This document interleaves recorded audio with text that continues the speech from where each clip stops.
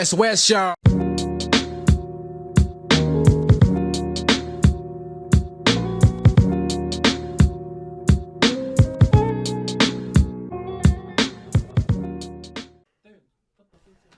Yeah, you got to put it really close. Yeah, to the flat like part. basically talk to it like this. Yeah, like you're gonna kiss it. Oh, okay. Hey, Shock guys, thanks for coming this evening. I've got a special guest all the way from Melbourne. The Damo the Slayer on Instagram. What's up, Dame? It's been a long time, brother. Thanks, brother. What's Thanks up, for letting bro? me come through.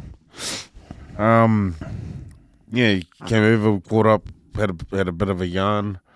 It's good to see that you're back in the hood. That video that you sent me of you shooting around, brought back memories, obviously. Always. I still see you still got that the crossover, the wave, was it what they call it, the wave dribble or whatever? Yeah. Like a small little in and out thing. And then in and out. Nah, shot, man. So what brought you over here to New Zealand? Basically, bro, haven't really been here for like 3 years, so just really missing family.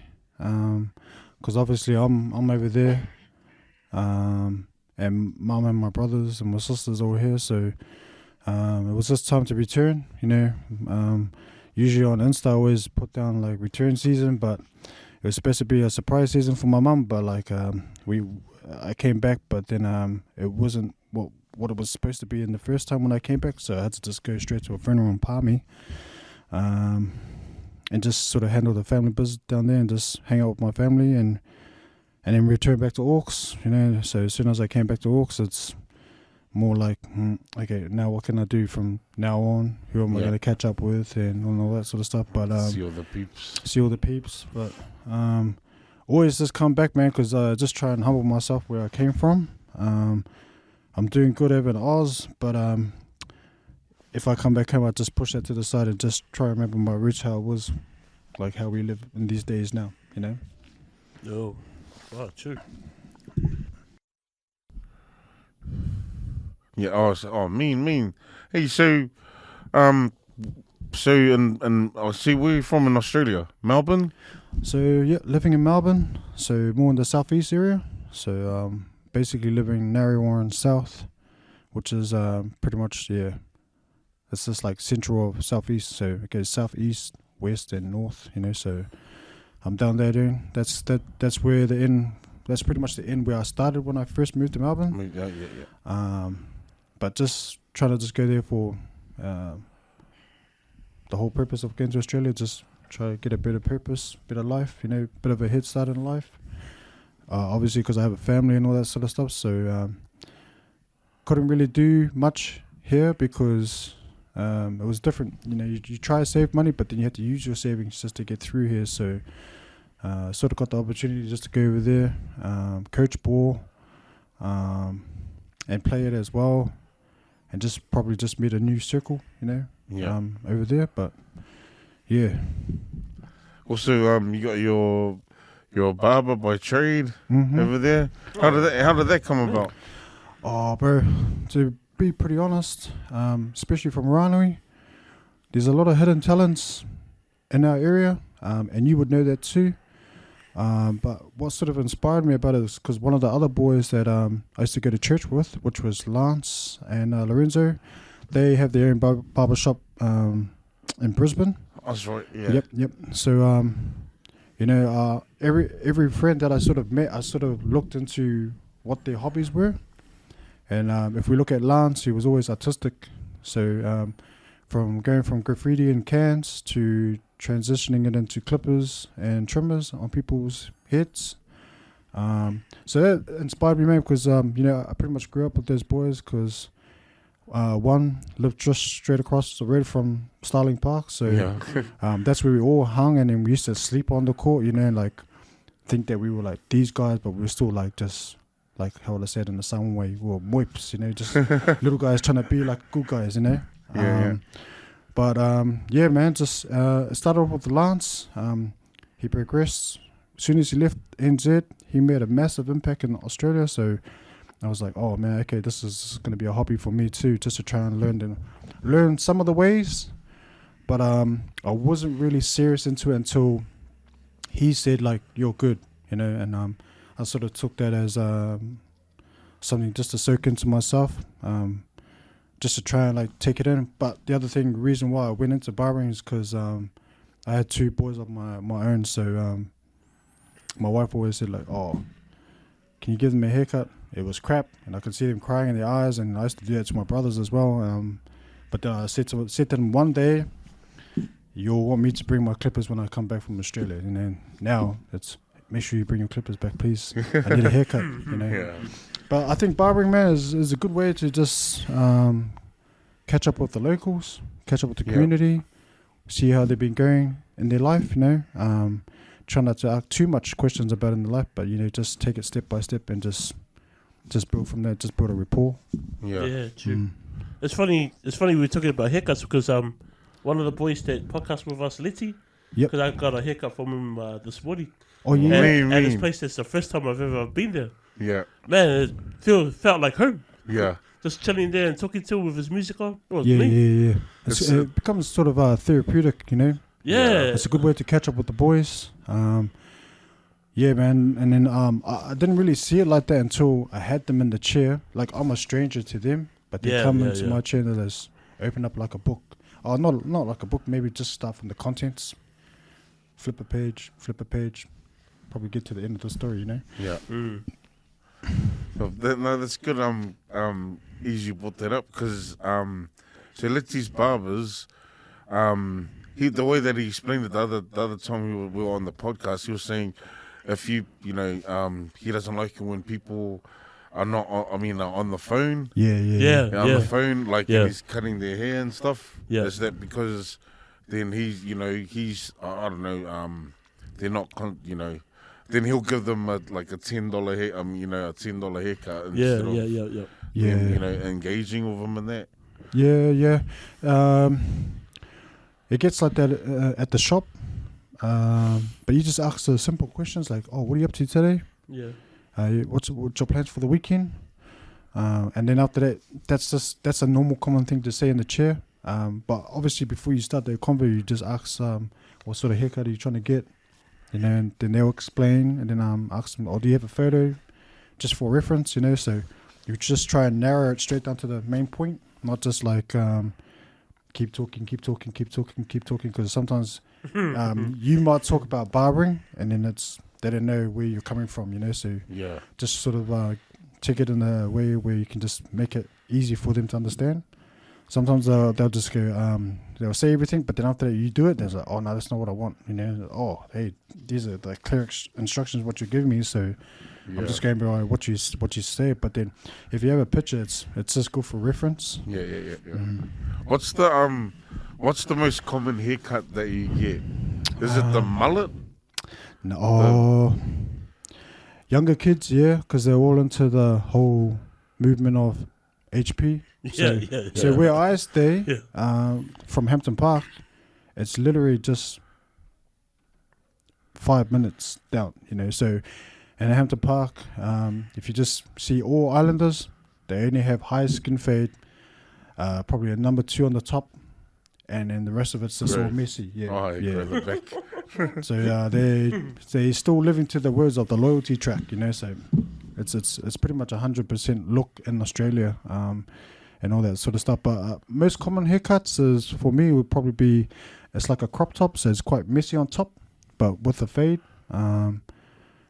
That's more my people that come through to me, because I really only cut more majority of people with the blue ticks, real estate people. Those guys have to look good when they sell their products. So you know, so it's quite high end. But even though I do high end people, I still just come back to just doing someone that's just normal. You know, it's not all about just the blue tick. You know, so more for the culture. You know, so more for the culture. I just cut everyone. You know, interact with kids, teenagers, anyone that plays sports. You know. Do you get any celebs?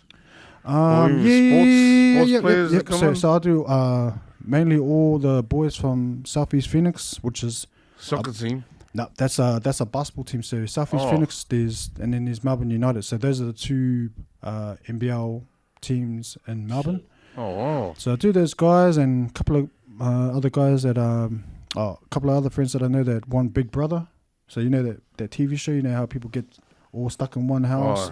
They sort of turn against each other. You know, sort of a thing. Yeah. So one of my mates that I've been cutting for a while, he took it out. So I sort of count him as a celeb, but you know I still just treat him as like one of the boys. You know, doesn't matter if he's got the blue tick. He's still the same person to me, even though he's got a lot of work happening good for him. But he's still the true same person as he is. You know, and that's good because I like guys like that sort of still the same person, even though if they get heaps of money, don't change. You know? Yeah. So I do quite a few people, man. Like a lot of people just about to arrive into Melbourne, and they're playing Melbourne teams. So some of the boys from Melbourne, they will just let them know, like, oh, bro, come to this barber, da da da da da da. So the guy will message me. I'll just see if I can squeeze them into my schedule because I usually just take bookings. It's easier for me, so it gives me a clear idea of what I want to try to do for the haircut and who it is, and just trying to make things easier. But people will think like, you know, in Melbourne I'm probably a god, but nah, man. Just I seen your Instagram, man. Yeah, just what Damo the Slayer. Yeah, I'm looking at it right now, bruh. I see those cuts on there, bro. Man, just trying to be how would I say it? Because in barbering there's an urban side. When I say urban, it will just be like more like skin fade, two on top. You know, with maybe like a slit in the eyebrow or a slit on the side of the head. But contemporary is more the thing I'm trying to go for. It's more like a long style haircut. You know, it's trending over in the UK. So just trying to stay in the game. You know, that's just like if we talk about basketball, the game's changed so many times now. Now you can travel.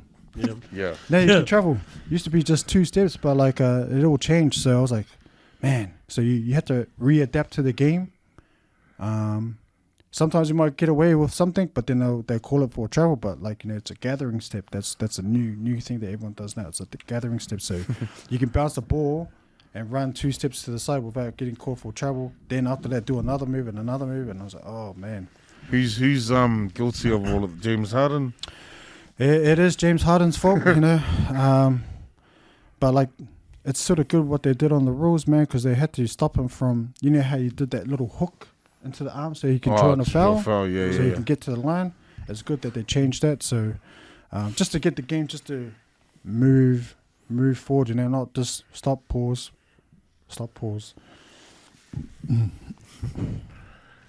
Yeah, I had another question too, but so you know where you're from, because I was talking to my daughter who came over recently from Oz. Yep. She was saying the different, so Brisbane, they got their sort of slang on words that they use.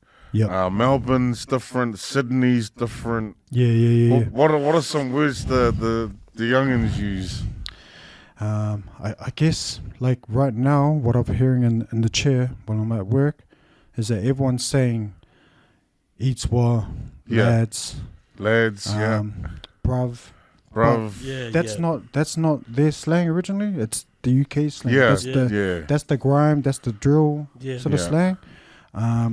Ishe. But like the thing is, like people's voices, when you talk to them normal, that's normal. When they're on a music clip, it's deeper. What happened to the voice, man? Changes, voice. It's just changes, but like you know, like I know a few artists from Melbourne. You guys probably obviously know the artist called Melbourne, Melbin. He's probably, I would say, what's one of his tricks? He's got a new one that just came out. It's called Failure, though. But okay. Yeah, I've heard his music because he's one of the boys from church too. I've heard his music, and like, you know, it's just everyone's trying to be different but trying to be heard.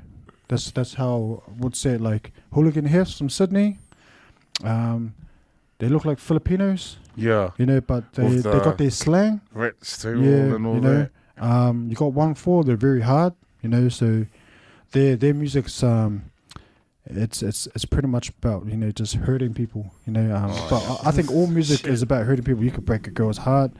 But then after that, you got shanks and shivs, you know, and well, so that obviously is referring to a knife. Yeah. Brisbane, if we look at Brisbane, they just talk pretty hard, and that's someone like if I listen to someone from Brisbane, that would be Lissy. Yeah. And he just has the same tone all the way through his music, but it's quite deep, because sometimes when he speaks about about his music, you can sort of feel it when he talks, only because when he says something, it sort of reflects on something that I've probably gone through in the hood, you know, and obviously growing up, just the grow ups and all that sort of stuff. So with the slangs, everyone's almost becoming almost the same, like it's becoming a unity how they talk. Yeah. But it's just funny, like sometimes people are Australian and then they got some other slang, you know, and it sounds like they're from the UK or they're doing grime or drill and all that sort of stuff. Me, man, I just talk how I talk. I don't change. My sister-in-law thinks I got an accent, but I was like, oh man, I don't know if I got an accent. But everyone in Australia knows that my voice is from here. Yeah. I can. How long have you been there then? Probably like 11 years now. Oh Bruh, shit, that's a long time, it's still strong. You're Kiwi, actually. Yeah. But I just try to represent where I come from. I can't just come to another country and go, oh, how are you, mate? You know, I can't do that high pitch, mate. Yeah. You know, it's like every Australian person that comes into the shop is like, hey man, how you going? How's things, bro? And then they're like, nah, we're all good, bro. And so they start having the strip New Zealand slang. You know, but you know, we get the odd redneck person goes, oh hey mate, you know how we going? It's like, you know, but there is the helium voice. But without the helium, I've heard it's that. just the helium voice without no helium in there. It just sound like normal one. I was like, oh man. But yeah, man, like I reckon the slangs are almost coming all together from all the states. But it's just funny because that's not how they really sound, you know, how they used to sound in real life. But like when the music comes out, they want to be eats well. They want to be what's up, lads? What's up, bruv? And I was like, okay. So you know, for me, that's the United Kingdom sort of language. You know, that's London language. It's not their language. So it's changes. Yeah, like you said before, it's changes. I was like, oh man. Just be proud of who you are, you know, like whatever ethnicity you come from, just speak how you would usually speak. But we got little kids that talk like that. I was like, gosh. Honestly, I just roll my eyes. I was like, oh man, just be yourself, man. You know, don't try to be like an artist. You know, I remember the first time we heard that kind of talk was when Roy showed us that video of the was it OHB? HP? HP boys. Yeah. And the first time, that was the first time I heard it. That kind of slang, I was like, oh, that's different. Yeah. So when I looked it up afterwards, so I was like, oh my gosh. Yeah. It's like their own kind of gang thing. Yeah, they definitely changed the slang, you know. So music-wise, if we look at HP boys, they were referred to drill, but because they're Polynesian, they add the tropical in it. So okay. Yeah. It became like tropical drill. They did the Arija remix. Yeah, that's right. It's not too bad. I actually liked it. No, that's me. Yeah, because it's different. You know, like if we listen to New Zealand artists, I'll probably only think about Poetic and Mellow Downs. Bronson, and we'll think about Bronson. You know, so but that style, what I hear from Mellow Downs and Poetic, that's how it is in New Zealand anyway. You know, so they're not changing their voice. Yeah, they're just saying it how they would usually say it. But in Australia, if you have a different way of presenting your music, that's gonna make it go up. You have to do whatever is necessary just to make it in the game. You know. Yeah, that makes sense. Well, what's annoying, like, because when I was talking to my daughter, she always says, "What's up, bruv?" Yeah, you know, yeah. And I'm like, don't ever call, what's up, bruv? I'm like, baby, don't ever say that ever again. It's a common thing. It's a common thing that they say over there. But most of the youth that come into the shop, they don't say that because I was like, you don't even talk like that, and they're like, oh. So they're trying to figure out an excuse like, oh no, I've been singing for ages. Like, nah, you never used to sound like that 3 years ago. All of a sudden the voice just changes. But I guess, how would I say that? People are just trying to be irrelevant these days because everything changes. They're just trying to be an adapter. So everyone's just trying to adapt to whatever's happening. Another thing too, like I had a conversation with this guy. He was saying that, like, there's something about, like, if you're from the valley, you're hard. If you're from, like, if you're from the city, you're not as hard. But if you're down from the valley or something. Yeah. So, for example, if we look at 1-4, so they're in Mount Druitt. And so he's from Mount Druitt, yeah. So basically, so basically, the area is sort of quite rough. Yeah, like South Auckland. Yeah, south. I would say like Henderson as well. Wherever it is, where like in an area where we live in right now, wherever it's never safe. Yeah. But yeah, I think your one's the prime example. You know, everyone brings up South Auckland when it comes to New Zealand. You know, if you live in Auckland. But they're in an area where they're not near the beaches. So if you go further out from Mount Druitt, it's all the nice areas. Yeah. Yeah. So everyone knows Mount Druitt now just because of all the beef that's been happening in the Sydney sort of areas. Most people are too scared to go down there because you never know, you could just get robbed during the daylight, you know, and not, you know, everyone's expecting it at night time, you know, so yeah, they did, I think for them as artists and in their area, they're not in the nice suburbs, you know, like let's say here maybe like Botany Downs or, you know, Redoubt, you know, so yeah, it's like, and if I say about where I'm from in Melbourne, I would say that Dandenong is probably the most common suburb in Melbourne that most people don't really like to walk around in because it's like a lower grade area, heaps of trouble, like the whole drug scene, the bikies and all that sort of stuff, Sudanese, you know, but yeah, you would never know where you sort of cross paths with and what they actually are and what they actually do, you know, it's pretty tricky, but you can spot them out pretty easy, you know. You can see that they're not good people. But yeah, it just depends if you want to go around that area and just, you don't know if who you might provoke might be actually someone that just probably got released out of jail or some stuff like that. But yeah. How do I say it though to you guys? Every area has a bad area. Yeah, hard. Yeah, hard. You know, area has a bad area, so. Like I said to you before, it's just about the people that you hang around. If they're all good, you know, good people to hang around. If they're good enough just to like hang around, kick it, have a drink, kick it with them, you know. You don't really see that much. How would I say, like back here, you know, like the partners fussing their gingers, you know, like you know, none of that over there. There is, but like it's not our culture. It's more their culture that's hurting their, you know, like, because it's an Australian. Yeah.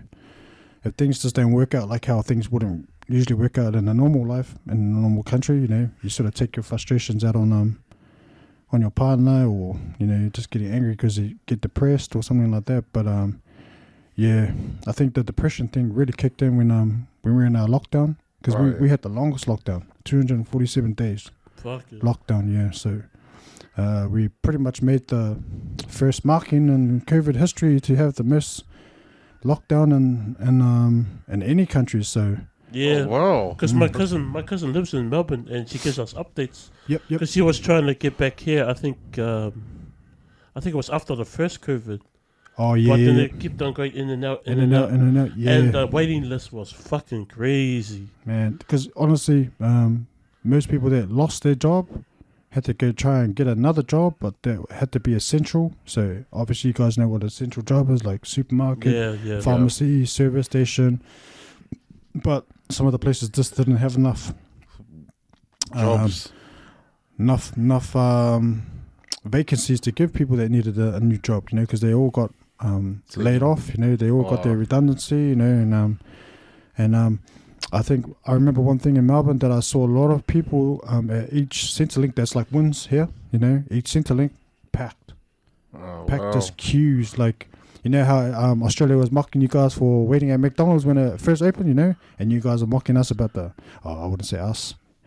We were mocking them about the toilet paper. You know? Yeah. Because I was like, oh man, what the hell is everyone buying the toilet paper? It's not like you can eat it, you know. Yeah. But people just went a bit too crazy. Then they were fighting over toilet paper. I was like, bro, Yeah, I saw some of that footage. It's only the thing that you just need to wipe your ass or wipe your mouth or wipe your nose. Not to like, yeah, because we used to just try to get at least just one packet. Nah, it's gone. And then people were trying to put it on Facebook Market. Oh, if you want a packet of 5, that would be like $20. I was like, bro, what the? Everyone's hustling.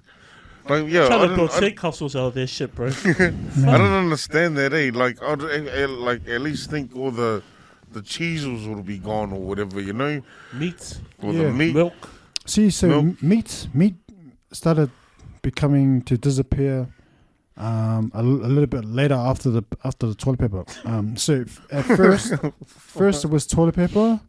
Then everyone went to go get all the orange juice and all the vitamins because it had vitamin C in it. Yeah. Apparently they say that that's going to help you be with your immune system. You know? What? Yeah, man. So like a lot of things they went missing first, and then after that we were still just getting pasta and flour, and then after that they cracked down on that and like, oh no, like you can only take 1 packet of flour, 2 packets of pasta.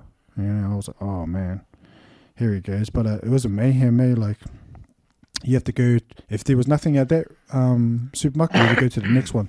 Nothing there, go to the next one. It used to be like that. We had to just drive. But what? Pretty bad. Yeah, bro. Yeah. What pretty much pissed us all off is that we were only allowed to go a certain radius too. So it was only 5k radius. Yeah. So what's 5k from Ranui? Us. Is it Henderson? Yeah, Henderson and Massey. Is that how far you can probably go? Newland be in the 5k radius? Nah, I think that's bigger. Oh, maybe Glendine? Probably as far as Henderson and Glendine, maybe. Yeah. And go all the way around. There's not many places you can go to. Just Lincoln and Henderson. Yeah. Shit. Yeah. So during the COVID break, man, the COVID time, it was like a new challenging state for everyone to take upon and try and figure out how to do something without not going back to work.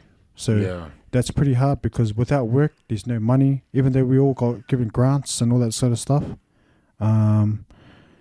most people didn't get a grant. Then they were still queuing up at Centrelink, you know, just to try and get money. Probably in those 2 years from 2020 to 2022, we lost 16 people through COVID. Through mental health. Yeah. Oh. Yeah. Oh shit. Most of them were ballers. Some of them were just normal people, you know, with a family. But you know, I didn't really know what that was because I've always had an outlet to go if something bad happened, you know. So, which is the court. Yeah, go train. I just go train, you know, just get my mind off things. But when you have a family and you got things that you have to try and provide, that's where it becomes a little bit harder because if you got no job, you got a family, you got mouths to feed, you got bills to pay and all that sort of stuff. If you don't really have something like that to keep you occupied, it's over, you know, it's over. So even for myself, I sent my family here for about 6 months from Melbourne.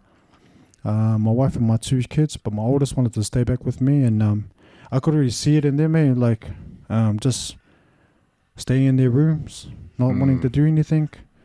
So, you know, just being a husband, you know, and a father just gave them an outlet, and they came to NZ because NZ was still moving forward. You guys had no traffic lights at the time. But just to make sure my family's safe and like safe up there. So that was a key thing for me. But like I could do it without my kids there, being at home, because I was allowed to work. Could you work from home? Not really, but I started just cutting a lot of police officers. So I cut the main academy for the police in Melbourne, and then pretty much where I live, I ended up cutting the whole department. So as soon as I started cutting a few sergeants, I was underneath the radar. Yeah. So Most of my other friends, they cut from home. They actually, that's like their legit business, like cutting from home. Yeah. They all got caught 10K fine. Oh man. 10K, yeah. It was actually better during COVID because you could set your own price. Because there was a caution behind it. You know, if you get caught, that's 10K. You know, if you weren't wearing a mask at my shop, that's 100K to me. Yeah, 100K is not even like $100. So right. It's 100K if you're not wearing a mask. If you don't wear a mask, if you didn't do the proper procedures and QR codes, because we had a lot of COVID marshals walking around that area, but they were wearing just what we're wearing now, just normal clothes. They didn't wear their uniform. Yeah, they could just be a customer undercover and just walk in, and if you didn't get them to check, they would just pull you outside and give you a fine, issue it to you right then and there. 100K as well. 100K, yeah. That's crazy, man. So crazy rules. The rules were high. Yeah. So everyone tried their best to comply, but for me, as the owner of the shop, oh man, I felt sorry because I couldn't let my usuals just roll in, unless they got 100K plus the normal charge for the haircut. Probably lost 10 as it was going through the process. Yeah. But they came back anyway. As soon as it quieted down, you know. And then like they said, I'm sorry for not coming to you. It's like, oh no, don't be sorry because I was just trying to follow the rules in the first place, you know. I told them like, you know, I have a family to provide for, you know, and all that sort of stuff. So I couldn't really jeopardize. Yeah, of course not, man. My shop for just to try to sneak the boys in, yeah. You know. So they understood it too. So that was the only thing is that they got the clear message. But when they came back, it was all good. It was back to normal, you know. So from what it sounds like you guys had it really, really, really tough. I'm starting to think what were we complaining about? Yeah, the only thing about that though, Eric, is that we got that grant every week. So there was 750 that we were getting given from the government for free, just because it was lockdown. Then I was getting a business grant for free because I was on lockdown. So the thing about when you get that money, it's not really your money you made, right? It's getting given from the government. So basically what I was doing, I was working with the law, making proper money, but that money that I was getting was just accumulating in my account, you know. So if they were to say, oh, like we owe the government blah blah blah blah, oh, I'll just go back there. It was your money in the first place, you know. Just give it back, you know. If it did get to that, but you just had to try and stay ahead of what was happening, you know. Think logically, buy the right stuff logically, like the tin food. Not in Australia, but they didn't think about that. They just think about like that. I want fast food. Yeah. Fast food, like because it's Australia, you know, it's money. It's a money thing. But you know, remembering where you come from, I know most of us, we all got raised on tin food. You know, you know, noodles. That will still hit the spot. You know, so having a mindset like that from this country, it wasn't really an issue to live there. You know, because people were like, oh no, I need to get all this. Yeah. But it's not really a necessity that you need in the house, you know. Just tin food, spaghetti, a couple of eggs, you know, milk, whip it up, voila, you know. But some people just think about eating, oh no, I want a chicken parma, some crap like that, you know. So that's a good like dinner, but it's not gonna like spread out through the week, you know, like how we know how to live here, you know, spread out things, make things just last a little bit longer, not just have one good night. Yeah. Oh man, I have to go spend more money now, you know, to go have another good night. But you know, they didn't really. How would I say it? In Australia, they didn't really think like that because they've got money, so they just want to spend it on a real good meal, but like not a meal that can last that day. The next day, then you can go buy another meal, you know. So that's why I'm quite privileged where I come from, especially in the area, because I remember when we used to eat at the park. We're all chipping money, buy some fish and chips. Everyone will buy the Star drinks, so you can never run out of a sugar drink, you know. $5 for like 4 of them. Oh man, you know, you get through with fish and chips, but I felt sorry for fish and chip places because they weren't allowed to be open unless they were doing takeaway only. So that sucked. And a lot of businesses, even here in New Zealand, felt all that stuff. Yeah. I guess they would, man, because a lot of businesses back there had to shut down. Everyone thought that we had left and we got closed down because what had happened during 2020, I left, and then a friend of mine that works for Ray White, he does all the commercial side, so I asked him if there was another shop around to go into. 2 days later, he found me a shop. It was bigger than my original one, so I was like, oh, okay, I'll take it, and it was cheaper. So my first shop was probably the same size as what space we're in right now, but the other one, it's probably like 5 times what the size is now. Wow. So Shit. it's good for me because I always wanted more customers to sit inside. At the old shop, we could only fit 8 people, then everyone had to stay outside. And it's not really fair because if we have that summer where it's heat wave, no one can really breathe outside. Yeah. So we need them inside. But the shop is a lot bigger for us and then for the customers.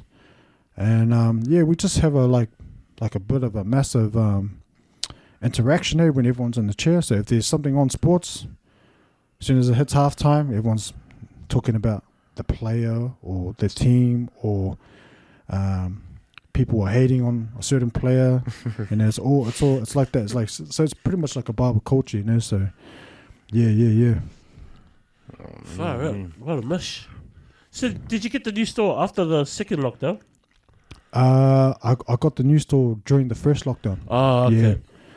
But then you guys had the other big ass. We had another big ass one. When that happened, my main thing as a owner and a worker is just to check up on my staff and make sure that they're okay.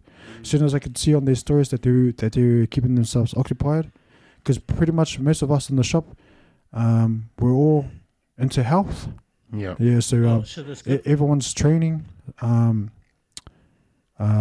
just being busy, because when there's lockdown, you couldn't be busy. But then the thing is that most of the boys were all just cutting from home.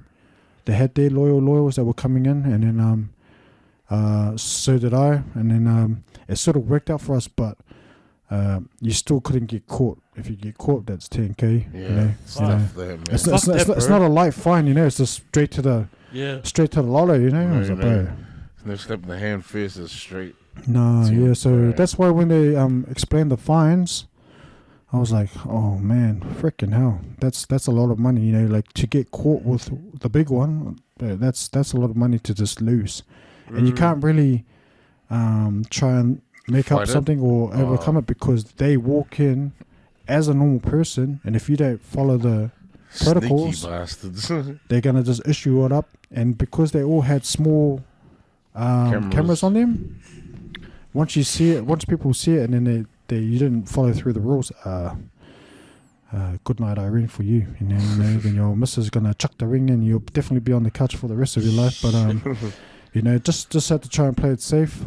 Even when I was doing things like that and not letting people come in, I didn't like it either. But it's just what I had to do. But then after that, the thing in Melbourne, Eric and the thing in Melbourne, there's always a way around it. In Melbourne, there's always a way to hack the system in Melbourne. Always. Like after that, if you didn't have the original pass, they made up a digital one. Yeah. And then who am I to judge? Like if they just gotta listen to me, oh, okay, cool, that looks like real to me. Yeah. Yeah. But if a COVID marshal was to ask me, like, do you check them? I was like, yeah. But like if they show, like, how we got that, like the that scanner thing. Yeah. And if we got that pass down like this, if they show that, that looks legit to me. So I'm not a COVID marshal. I can't go, oh no, but can you show me how you got it? You can't look into someone else's phone, because it's privacy. Yeah. It's like even police officers can't even do that. So it was pretty good to cutting the police officers, because they give you an insight what they can do and what they can't do. Yeah. So that was good. I was like, oh, okay, cool. So it's not really their policy. So if someone was to walk in and didn't have the proper verifications to come in, it's got nothing to do with the cops. So they're happy that they didn't get to do that job, But it's the COVID marshals that had to deal with that job. Yeah. Yeah, but yeah, a lot of shit was just happening in Melbourne, like especially with the protests. I don't know if you guys saw the protests happening in Melbourne. It was stampedes, you know. Crazy. There wasn't enough. Was it worse than the one in Wellington? Oh, bro, it was every day, bro. It was massive. Every day. Every day, like 2,000 to 4,000 people, 5,000 people just patrolling the street. People trying to be like superheroes, and then when you see the big black bullet, they get hit and it hurts too. So they actually got shot at. Yeah, rubber bullets. Like the black rubber bullets. Like it's like this size. Fuck. That size G, but this wide. Shit, yeah. Imagine that traveling straight for your body, bro. You know, all you can hear is this but they're still trying to cause a ruckus on the street. But I think like for the people, they had their own thing to say. You know, they didn't like the rules. They didn't like what was happening. Everyone was feeling that, and then people get looked at like me. They look at me like, oh, why didn't you jump in? I was like, oh, it's not necessary for me. You're like, me, I'm okay. You guys, not okay, because the rules keep changing. And that was happening in New Zealand too, you know, for you guys, you know. Rules are changing. It's pretty sad though, because I like Jacinta compared to Dan Andrews. Only reason why most people just forget is that what she has done for the country, you know, especially with the guns, the massacre in Christchurch. I've never seen no woman with that power that can get things changed in an instant. You know, if I look at Dan Andrews and Scott Morrison, bro, they just talk, think of a solution, think it's going to work. Nah, never work. Talk. People get angry. People are like, fuck you, Dan Andrews. But this is their own PM. And I can understand that's how people were going against Jacinta when she started doing her altercations here. But like, I still respect that woman because she has done a lot. But these guys, they just joke around like it's nothing. Then they give us 3 days snap lockdown. But everyone knows it's not a 3 day. It's going to be a week to 2 weeks. You know, because they're trying to narrow down the positive cases.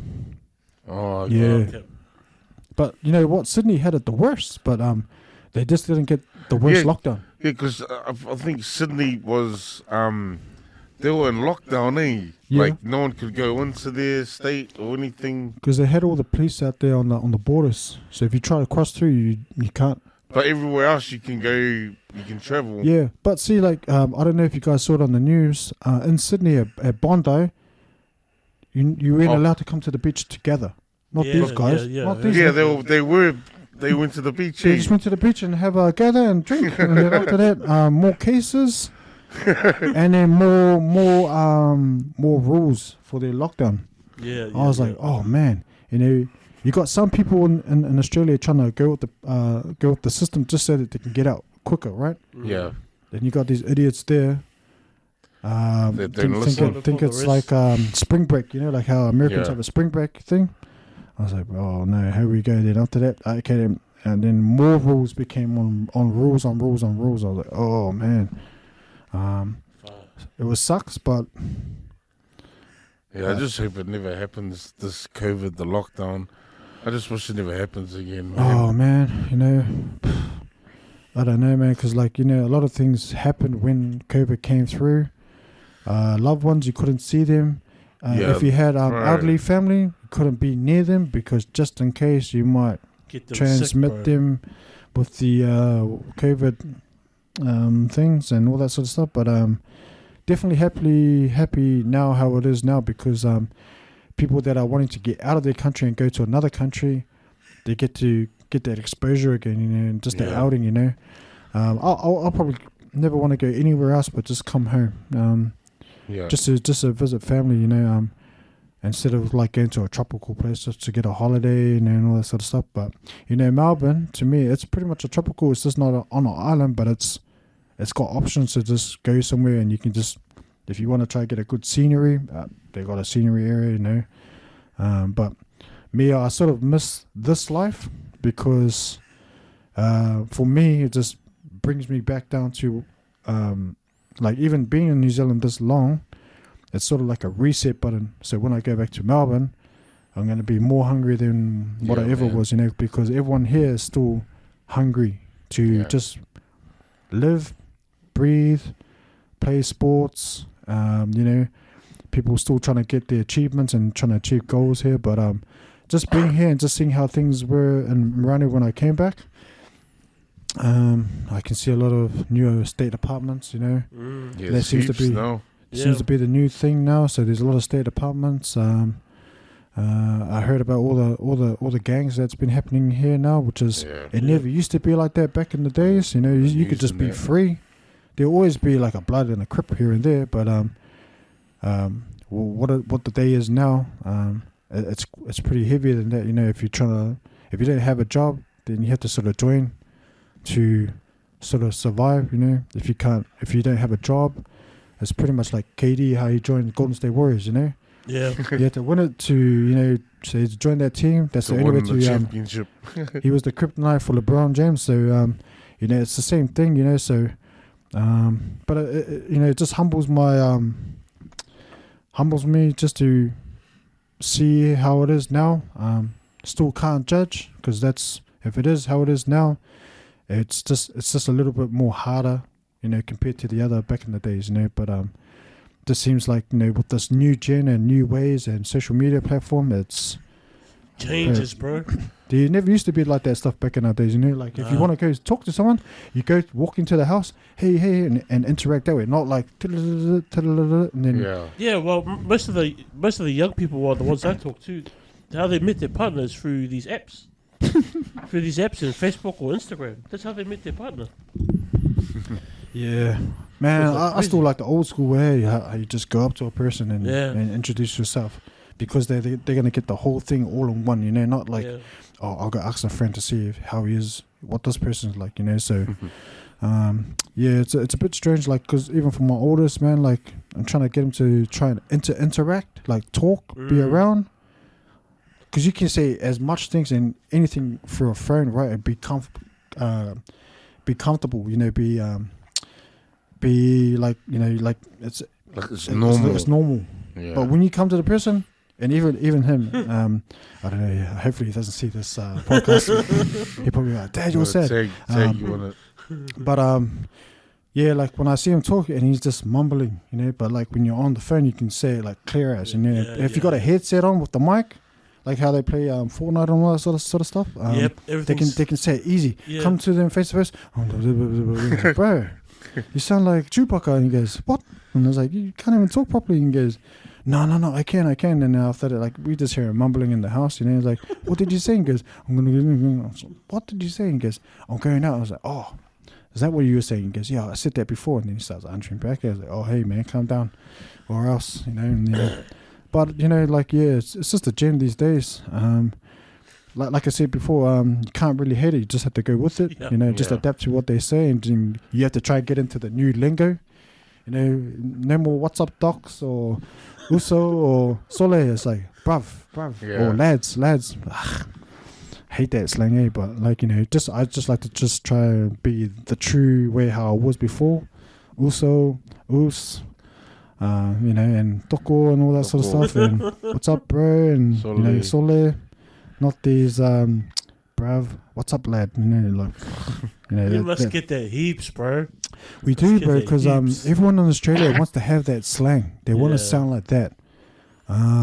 Sometimes when I talk to kids before, like that play ball, for some reason their voice just went like, yo, like a deep voice. I was like, where's your other voice? And he goes, this is my voice. And I was like, no, that's not your voice. You mean this voice? Man, used to be quite high pitch, used to be all like their pitch used to be in the middle, but like now they want to go low, like they're trying to talk like they're deep, because apparently, like even my son was saying like girls like it when boys can talk deep. And I was like, bro, what the hell? Bro, just talk normal, Yeah, like Avi.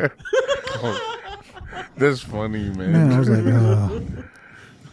yeah, man, but yeah, a lot of stuff's just been happening, I guess, for all of us in lockdown, and in different ways, So, like I said, if you can overcome it, that's probably the best thing. If you need to adapt to it just so that you can get things moving forward, then you have to adapt. But yeah, most people just don't have that mental state, you know. Being raised in NZ, going to Australia, it's like pretty much playing basketball in the dark for me, you know. They just don't take things pretty serious. They're just like, oh no, I don't want to do that shift. But then most people that were raised how they are here and they come back there, they just put their hand up and go do the shift, you know. And then a lot of people like Kiwi workers. If you come straight from NZ, they love Kiwi workers. Yeah, so I've heard. If you're Polynesian, you're born there, and that's the different thing, you know. You already had a good life. It's not as hard as what it is back in New Zealand. And then after that, they're just like, oh no, I don't want to do it. I just want to sit and chill, you know, and just go on my phone, Wi-Fi, stay in my room, you know. Most kids there, bro, they stay in their room a lot. And I would say that, for instance, like my oldest, but, you know, you just have to try to be that person just to try and get them just to come out. Yeah. You know, if it's a sunny day, you know, that's how it was here, right? Sunny day, get out. Everyone's out. Everyone's at the park. If it's a rainy day, it gives you the real excuse to actually stay inside, you know. But here, you know, sunny day, we're going to go outside and train. We're going to go to the park. We're going to go do something outing. Yeah. There, sunny day, when it's a real sunny day, like a heat wave, no, you don't want to go outside because you can't breathe. Yeah. That's how bad it is. Yeah, I remember that because when I was in Melbourne, that was probably the only place I've been to in Australia. Yep. Yeah, I think we went there when it was just autumn. I think going into winter. I know it was cold. But during the day, it was freaking hot. Yeah. What? But I couldn't believe how cold it used to get too at night. Just before the sun sets. Sets down, it gets cold, yeah. But that's the only reason why I love Melbourne, because it's something like home. The weather's changed, the weather's changed, but like it feels like home. How you travel to go here and there, it's like home. Way different. I reckon it's way different.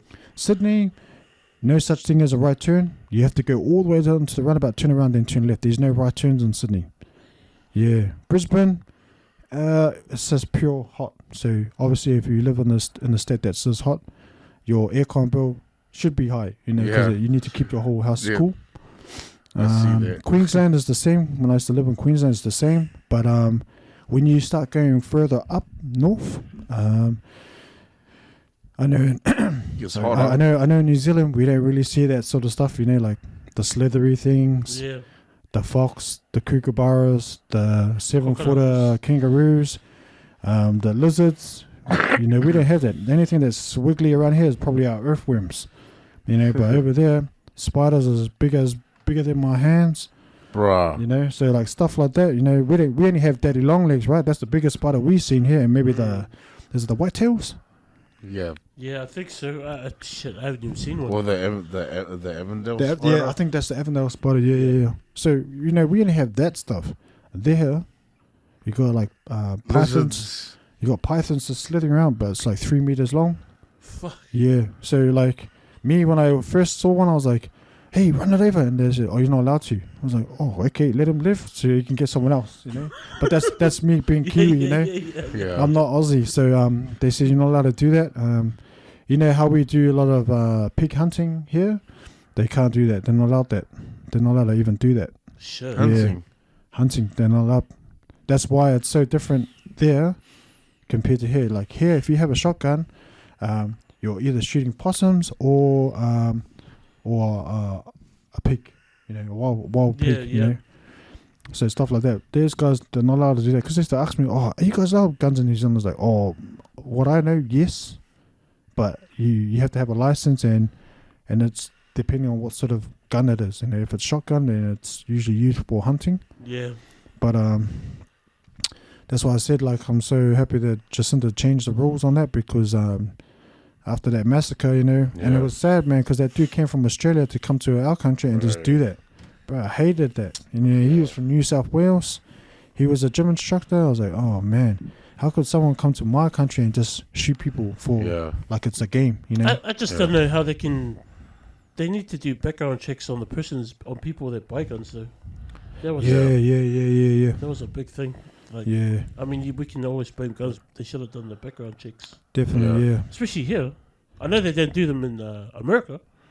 That's why see, that's weird, man. Shootings. You know, that's pretty. And especially now, the shootings that were happening in the States before. Hard. And it just looks like it's COD, right? but a real version, you know, or a little bit like Fortnite, but it's not a fun. It doesn't look like colorful. It's real. When I saw that, man, I was like, oh man, and people were already having their heads down, but the guy just went up and just took their life away, you know. So I was like, bro, that's fucking sucks, bro. That's sad on the families, you know. That's how I sort of feel with the families that lost all their ones that were in the Christchurch massacre, you know. So, you know, that guy was just going around just, you know, just doing something stupid, you know. But in our country, where we don't really do that sort of stuff, you know. This is the first time we ever heard something. This is unheard of. Man. But yeah, man, so with the COVID question, man, like, I think everyone took it in their own way. Just depends on how you come out of it. If you overcome what was happening in COVID time. So, just like what I've done, I've always had a sport to give me an outlet just to clear my mind. Train, gym, push myself, push my kids, just to try and get them to be self-motivated, because usually some people need a kick to tell them to, you need to do it like this, you need to do it like that. But unfortunately for me, since I raised up in Ranui, you sort of had to make your own talent be your talent and stick with you for a long term.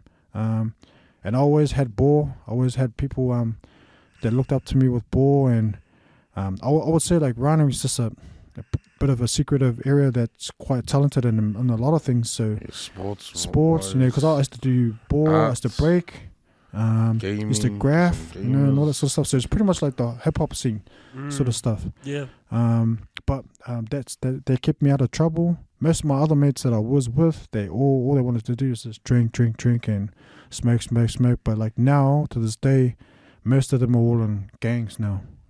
You know, because some of them said like, oh man, when I finish school, I'm just going to live off the benefit. And I was like, oh, how much do you get off the benefit? And they're like, oh, you get this amount all the time, but for free. And I was like, oh, I looked at myself, I was like, man, if I get something for free, I haven't really earned it myself, you know? So, so I've always been, I was just happy that Eric, when I was younger, I used to see this guy ball, down the street, you know, and then I was like, oh man, this guy is good, you know. And I used to go to the church and all that sort of stuff where he used to play. I was like, wow, this guy's good. And then from the church to Starling Park, that was the journey. And I was like, oh man, I want to learn how to get the ball in, just get it through my legs, just the basic stuff. Then Cam was there too, you know. I was like, oh, that's. So I knew that they were all friends together. So he was shooting bricks, and I was like, yeah, man, it's till I actually just did more things in Ranui, then I was just trying to pick up everyone, what they do and why they do it. Like, you know, I didn't know why he played ball, but at the time when I was younger, I always thought he was good, you know, to this day. And like everyone knows this move at Starling Park, you know, if you shoot it behind the backboard and you make it, and yeah, Cam, I can hear you talking about it. Cam knows about it too. So like we all witnessed the shot like at the park, you know, and I was like, bro, how the hell can you get the ball over that hoop, over the backboard into the hoop, you know? And it's just like, but you know, if I talk about Arves, he's been doing that for years, years and years, you know. Cam always had the drive and had the little like flutter off the glass, you know. Oh, you know. Let me see. I want to see it. That's why when I came here, even though it was dark, I still saw the hoop up there. I was like, oh yeah, he's still practicing. Yep, good. Yeah, man. No, I remember seeing Dames down at the Baptist church. But I can't remember all the way back to because I remember that hoop you were talking about. I still remember the hoop down our street, down in Afton. Yep. That's when I used to just wear jandals, man, or bare feet to walk down and shoot around. That's going on years ago. And then the Baptist church when we used to shoot around.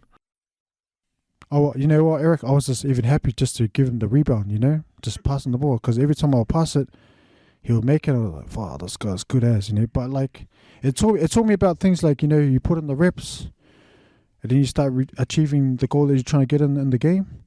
And then the other thing too, because he could dunk too, I was like, man, this guy can shoot, do the fancy layups, and you know, and dunk the ball all at the same time. So I was like, you hear that podcast, fams? I could dunk. I could dunk many years ago, moons ago, man. Yeah, but I just sort of fed off the old boys, like when I was playing. Because, if you could beat them, then you're going to become something in the hood, If you could beat them, you could become something in the hood. Even when I was getting older and Cam was getting older and Alves were getting older, I wanted to play them, because I had to try to beat the guys that originally played at the park all the time. That was an achievement for me. Do you remember when we played against this team down up at the Y? Yeah, at Westgate. They were called Eddie's boys. Damien was obviously the youngest one. So we played against you guys and a couple of the. They're all ex-Kelston boys, eh? Yeah, all ex-Kelston boys. But I know why they got you for your fitness and. Yeah, because I was the young guy. That's what happens. You become the young guy, but then you want to become the young guy that can do more than just the running, But then like I said, when I got older, I was like, oh yep, I gotta try to get Ave back, And then like we did have a game when he was still playing every now and then, and all that sort of stuff. But then when I already versed him, I was like, yeah, I want Cam too, because they were together, That this used to be the package used to be Cam, Alves, a couple of other boys, I just wanted to go through all of them just to just to try and reach their standards, And like now, I remember one time I came back, Alves, and I came to Henderson Intermediate. Yeah. Oh yeah, remember we had you played 2 games, the Henderson Intermediate. Yeah, in the gym when we had the key. Had to just come back, but then he goes, "Oh, you jump on." I was like, "Yeah, but are you gonna jump on?" He goes, "Yeah, no." Stayed over there. I was like, "Damn it!" But then, nope. Because Jaden was still around, which is his son, I didn't want to go against him because I remember if I was Ave back in the days, there would have been me just sort of like trying to come out and just try and compete. And then he goes, oh, and then his son was on the other side. I was like, oh, but it was good to play against Janet, but he was still young, so I didn't want to go too hard out into it, because then after that, after the whole game, it was playing ball. Then after that, pretty much what Arbor used to do to me, I'll just help him out with something in the game, So just sort of give back, because I remember a lot of times I used to do stuff with Arbs, he'll do a move and I'll just try and learn it. So if I learned something from him, and that was his son, I'll just teach him something too, pass it down. Because that's I guess sort of how it is, when you used to play against the old boys, you learn something, but then they pass it down. Then if you could do their own move, which is, he used to do the Kobe shake, spin fadeaway. If you could do it back on him, and get his sort of reply from the move, and if he goes, bro, for me that's something, and I take it in, and I accept what he says, man, that was clean, even when I used to shake him, and all that sort of stuff, he's he used to hate it. He's I can't stop this now. But that's sort of how I felt when I was younger, back in the days when I used to play against him, because I know he used to do the back down, with the body with his left shoulder, back down, boom, boom, simi, and then, and spin around. So I was like, oh, yep, okay, I gotta try to get this guy back. For many times he's put that move on me, So, but in another way for ball, I just like to play against the boys now. Even when I made the return back here, everyone wanted to play me, so I just played them all, and they're like, man, how's this possible? I was like, oh man, I think in Australia anything is possible, because their game style is just fast. It's not like in Australia you can sort of just, in New Zealand you just come down with your own tempo. The Australia game's just zoom. So after playing there quite a few years, then I came back to NZ and I played. Even my brothers are like, man, how the hell can you still do this and you're the oldest? And I was like, oh, it just comes down to just looking after your body properly, do the right training. Because when you play at the park, right, there's no such thing as stretch, just walk home, and just wake up in the morning and those sounds, So I'm really hearing those sounds from my 20-year-old brother. And we went to Massey pretty much 4 times in a row. And I always ask him, how's your body? He goes, yeah, it feels good. But then when he hops out of the car, I didn't even say that. And he goes, oh, and I was like, oh, mate, you're already old. And he's like, nah, just, I was like, you just don't stretch, And because the thing in Australia, like when you play ball, they got everything to make you feel better. You got your recovery, you got your sauna, you got your hot and cold tubs. Hey, you're saying there's they have 24-hour basketball gyms. Yeah.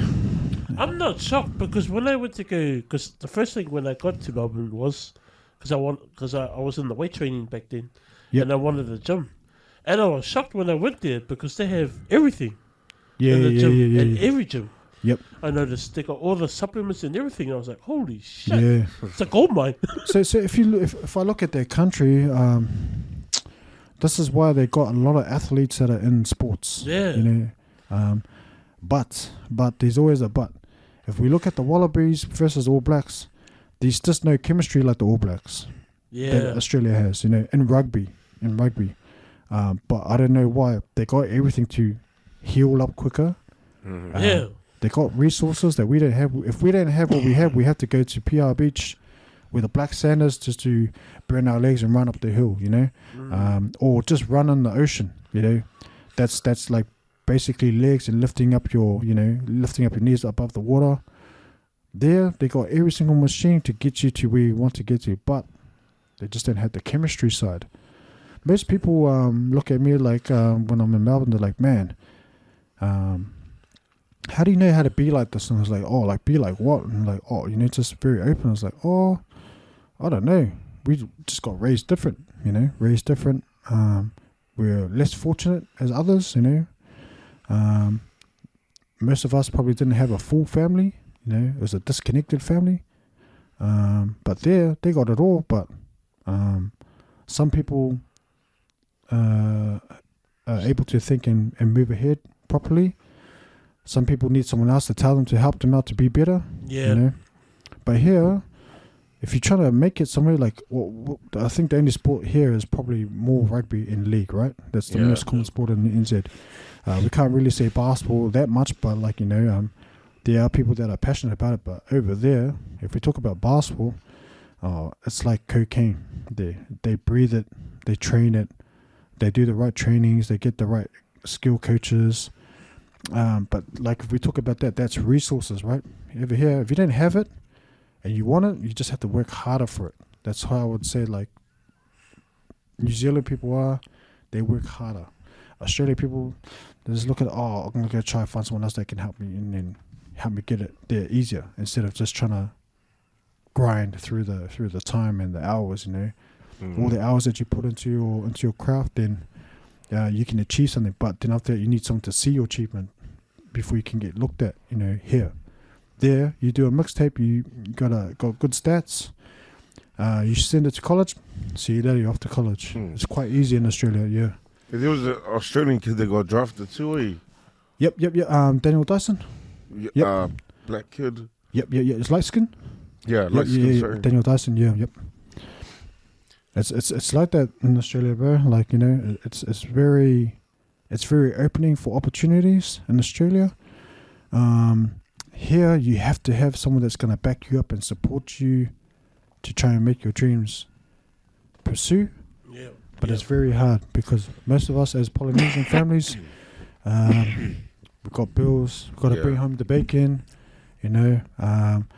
people have to eat together. They can't have separate times to eat because everyone's eating in one time,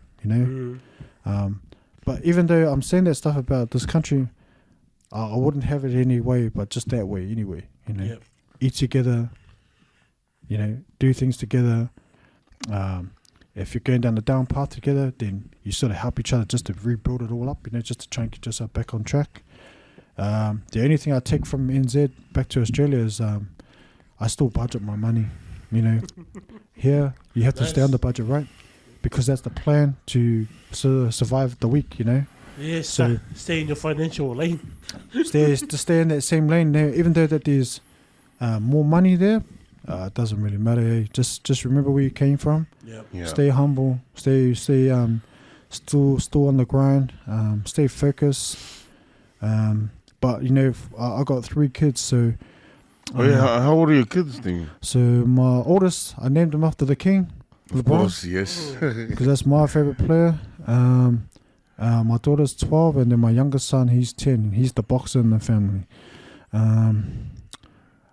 They hate it how I treat them, but I can't be like the other parents and just give their kids just to shut them up, you know. Yeah. Over there, if the kid is playing up and like he wants an iPhone 13 Pro Max, not just Pro Max, they'll go get their kids that just to shut them up. But that's not the way. That's not the discipline. That's just gonna make it worse. That's just gonna make them like, oh, I want this Audi RS stage 3, and then the parents like gonna lick their bum and just go buy it, you know. So always try to get my kids to try and remember where they're from, but it's hard because they live in Australia. So I have to just treat them how I would see my brother treat his kids, and not really give in. I will give only if it's worth them earning something this time, you know, like mow the lawns, you know, just the basic stuff, you know, do the dishes, mop the floor, vacuum the floor, house chores, make sure the room's tidy, make sure you help mum, you know, all that sort of stuff. If they can do it without being told, then I'll get them their stuff. If they don't listen, it's like, well, you guys can just wait till next Christmas, you know, maybe you just get a card without no present behind it, you know, just thank you for all your hard work, but I still need you to work harder, you know, say stuff like that. But, you know, my kids are good, man. Like, you know, during times like what we all went through in lockdown, you just have to sort of be with them, you know, and not treat them bad because things are not going your way, you know. Yeah. But the kids are still the future, you know, so I just look at to my kids just to try and get them to understand the ways here, not there. Because if they go over there, they just want, you know. Like, I try to talk to my oldest about work, but he wants to try to find the easier way, but never want to learn a hard way. I think if you learn something hard, you take it upon you. Like, if it's a hands-on job, you take it upon you. If you try to live that life through the metaverse with the crypto, you know, you're gonna look like a zombie with the red eyes because you had to stay up online and check your scales. Yeah, it's not the way. But like a lot of kids these days, they're turning that way because they don't want to work. They just want to make it easy. It's cool to have things easy, but you got to go through some hard just so you can have just have something behind you, you know, to know how to do. If there was another pandemic, I'll just go get my crypto. I'm sure that can fix up my problems, you know. But, you know, if there was something like a natural disaster, is there someone that's going to save me if I give them some of a Bitcoin or whatever, you know? So just trying to get them to understand that there is another way, but it is going to be hard. But you learn from doing things a little bit harder than not just trying to get it easy all the time. Because if it was easy, you never learn. Yeah. No, it's all right if you don't always keep your kids happy. They can handle it. They're quite tough. Because they're gonna learn in the long run anyway. Yeah. It took me a while to learn that, but I understand it now. Yeah. I can't always make my kid happy. Yep. Sometimes I have to say, no. Yeah. I'm not getting that. Most kids they didn't like that word, no. Nah, they only want to hear yes. Yeah. Yes. Yeah, I hate you, Dad. Yeah, I don't care. Yeah. Oh, cool. So you've been around the basketball for like all your life. Did you play professionally here, or did you have a chance to? Man, if I didn't have my firstborn, I would have taken it there. But then when I did have my firstborn, I was still trying to think I could get there, but you can't, you know, because your responsibility is to be a father. Make sure you provide.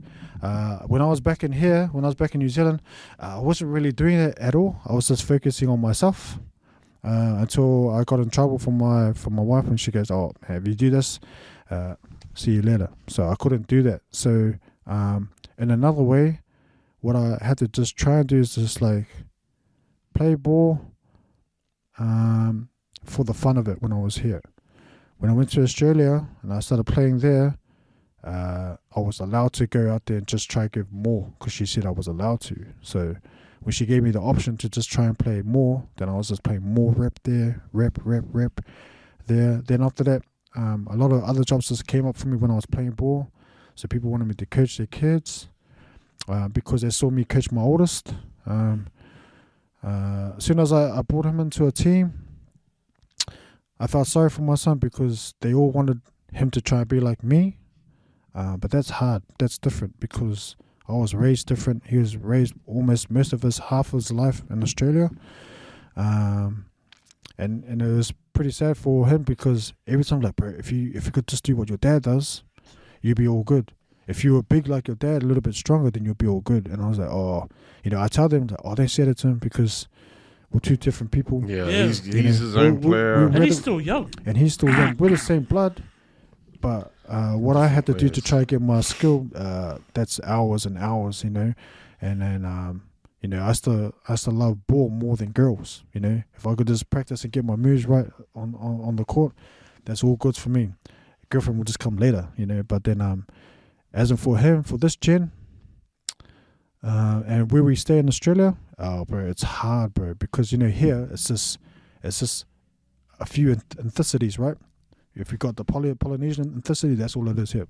You go to Australia, you got a bit of Polynesian, a bit of Australian, a bit of Malaysian, a bit of Anglo-Indian, all mixed in one body. And kids these days, oh, bro, it's very hard for them to not like that because that's a distraction. But sometimes kids these days, they think like, oh, bro, if I have this, man, we're gonna have a mad mix. I was like, bro, try to think about the other outcome first. Try to do something good for yourself before you want to try and think about mixing and mingling your DNAs together. And then after that, oh, no career for you, mate. No career for you. But for ball, man, I wanted to, but then after that, I had my firstborn. So trying to have that in the balance of trying to play ball here properly and trying to be a father. It wasn't really like that for me in New Zealand. New Zealand, because all I wanted to do is just play ball. But then I was getting in trouble. As soon as I moved to Australia and we got everything on a nice sort of start, then I was allowed to just go do as much ball as I wanted to. So I did do it and just played rep there a lot. But then after that, still just trying to make sure I'm doing my other part, which is being a father, being around my kids, because I remember I used to do that to my firstborn. So I couldn't do that to the other two that were born, so I had to be around more and just try and learn how to just try and do some ball, but do more family time. Because if I do more family time, my wife is going to have me not on a leash, But then after that, as I was playing there and then I was training there and coaching there, a lot of parents reached out and then a lot of big clubs asked me to coach their teams, and I was like, oh cool, yeah. So then after that, I'll teach them, because like most people there, they're like robots. They have a system that they have to follow. Yeah. Step 1. Yeah. Step 2. They have it, and they have to do their steps over and over again. But me, I just changed. It's like, nah. If you want to try and learn how to be creative, you have to try and be creative. You can't just do that system over and over again. Because if they've done it for 5 years, right, over and over again, and then they do it another 5 years, you don't gain. You just stay as you are. And then after that, someone else is going to come that's going to be a little bit more creative. Oh, see you later. You're still there. This one's a little bit. He can do something different. But the system that they put them in, I just broke it. So I broke the whole system. I taught them how to be a little bit more creative for themselves, but still follow the system that was already set up. But just try and do something a little bit that's not in the system, so that you can create something for yourself. Because everyone does that now. Everyone has role plays, but they can do something to help them score a point. Not to stay there in a stagnant place and just go, yep, you stay there, you stay there, you stay there. It's just like a robot, like you said. So I was just doing all of that, man, and then all my opportunities with ball just popped up all over the place. And then when I was coaching boys, and then they found out that I was a barber, I would have all the teams just come to the shop and get a haircut, and like boom, and they're like, oh, we didn't know you're a barber. I was like, yeah, and I'll just be like a dick, bro. I'll be like, yeah, me neither. They're like, so you can play ball, and you can cut hair, and you can coach. And I was like, yeah, I guess so. I just take it as it is. But the only thing that I was trying to get out of it was just trying to get the message to the kids what they potentially that they can do. Not what they get told to do, but their potential that they can break past it and do. So that's what most coaches liked about me. So I just did it, and then I still play. And then when they see me play against their dad and all that sort of stuff, like, man, you just smacked my dad. I was like, yeah. I told you your dad doesn't even play basketball. He just does it for fun, But It's another way for me just to get to the parents, so the parents can see someone that does play and someone that just pays money and just tries and play. So I used to have the camera on me all the time when I played, but I'll just tell them, like, oh, can you just delete it? Don't post it, because I know that they'll make it a big thing. Like, oh man, LeBron's dad, he's carved up my dad's team, blah blah blah. That's not me. I just if I do it on the court, then I just leave it on the court. I don't even share videos like that to me. Just stay in their humble lane, because I'm just like that in the shop anyway. So everyone goes, oh bro, you're like the man and the selfies. Like, well, nah man, everyone's the man at cutting hair. Everyone's just got their own different persona on ways how they want to try and deliver their work. So as we were talking about before, like with the UK accent, I'm just trying to be like one of the UK barbers anyway. Just try to be a little bit different, long hair stuff. Can always do the short hair stuff, that's always been a Polynesian thing anyway, so it's very got to easy. keep up with the times, eh? Got to keep up with the times, just got to stay hungry, relevant, and try and adapt to whatever technique and ways that are coming through in the hairdressing ways anyway, so yeah. Fuck me. Man, basketball, haircutting, shit. Yeah, because it was all about the 5 elements here. Everyone could beatbox, everyone could break dance. Yeah. Everyone could graph. I rather do graphing instead of just doing hits, because it's just letters. But if you can do a big mural, then you get more respect out of it. Ball was just something that most of the boys that lived in Watermatta Drive, Childers, or pretty much just in Ranui would just come to the home court, which was Starling Parks. So even though I know that there's another park, Birdwood, I can't go there. That's not the same. So I just go back to. Have you been there? Well, Birdwood. The new park, the new park, Birdwood Park. No, I haven't seen it. It's about the BMX track. Oh yeah. And it's got the playground. Yeah, no, I've seen it. I've been there a couple of times. Yeah, They got some nice. Yeah, they got some nice. Like, I wish they made that like ages 20 years earlier. Yeah, everybody will be there, bro. Bro, yeah. We'll be just hanging out, just watching guys. Because all we had was the basketball court and the ramps at Starling Park, but everyone just come to the ramp and just sit on the ramps and just gossip, and then we had the 50 on 50 touch. 50 on 50 touch, so it's just jungle touch on the field. All the islanders would just pull up, with their shoes. Shoes or no shoes, but then after that, if you're on the end, you're never going to get the ball. You have to come to the middle. We don't see that anymore. Nah, there's no more of that. Man. No. I used to, because I just lived down the road and I could hear if guys are playing touch at the park, you could hear them. Yeah. But now it's like been quiet for ages. Man, that's what I call originality back in the hood. Everyone turns up for jungle ball touch. When the touch was on, the touch was on. If people would just come and hang out the park and sit down and maybe bring a Posca and put up their name and tag on the park, then that's the usual. Then we had the ballers. They will come to the park, but everyone made sure that everyone left and went home safely. Because it was all on the way. So we stay on Metcalf. So me and my brother, we would just like walk through Watermatta Drive all the way up to the top through Maranovic, cut through Ranui. But like as we go back home, we were dropping everyone that was with us at the park at home just to make sure that they're safe. Drop off the next. It's just like a thing. So if we were coming from Metcalf, we'll pick up all the guys that are about to go on their way. So we just all walk out as a group, not a gang, as a group, and just turn up and just play some ball, talk smack, do the same thing over and over and over and over again. And I remember back in the day, I used to like that because everyone had a plan to do something and not just stay home. They had to come out. If you didn't come out, we had to come to the house and knock on the door like, hey, we're going to go now. Oh, no, I don't feel like going. No. You had to come. You can't stay home. Why do you want to stay home for? There's nothing at home, besides the old consoles like Sega, Mega Drive, Nintendo, Now these days it's PlayStation, Xbox. I just had a flashback. I remember when you were saying you're talking about like walking from like Starling Park back to home. Mm-hmm. I just had a flashback where I used to call Cameron up on the landline, and like ask him, hey, we're gonna meet up at Starling, this before all the cell phone era and that, You still had those phones where you had to get the number. Yeah, and turn it right around. Yeah, man, that's going back. It's going back to days, to the days. Man. And even just having the landline phone, you know, it can only go so far until your mom can hear you talk to someone. If it's a girl, hey, get off. You know? Yeah. I remember we used to connect 2 wires because our landline used to be in the kitchen. Yeah. So for me to take it to my room, I had to connect 2 of those wires, and then I bring it all the way back.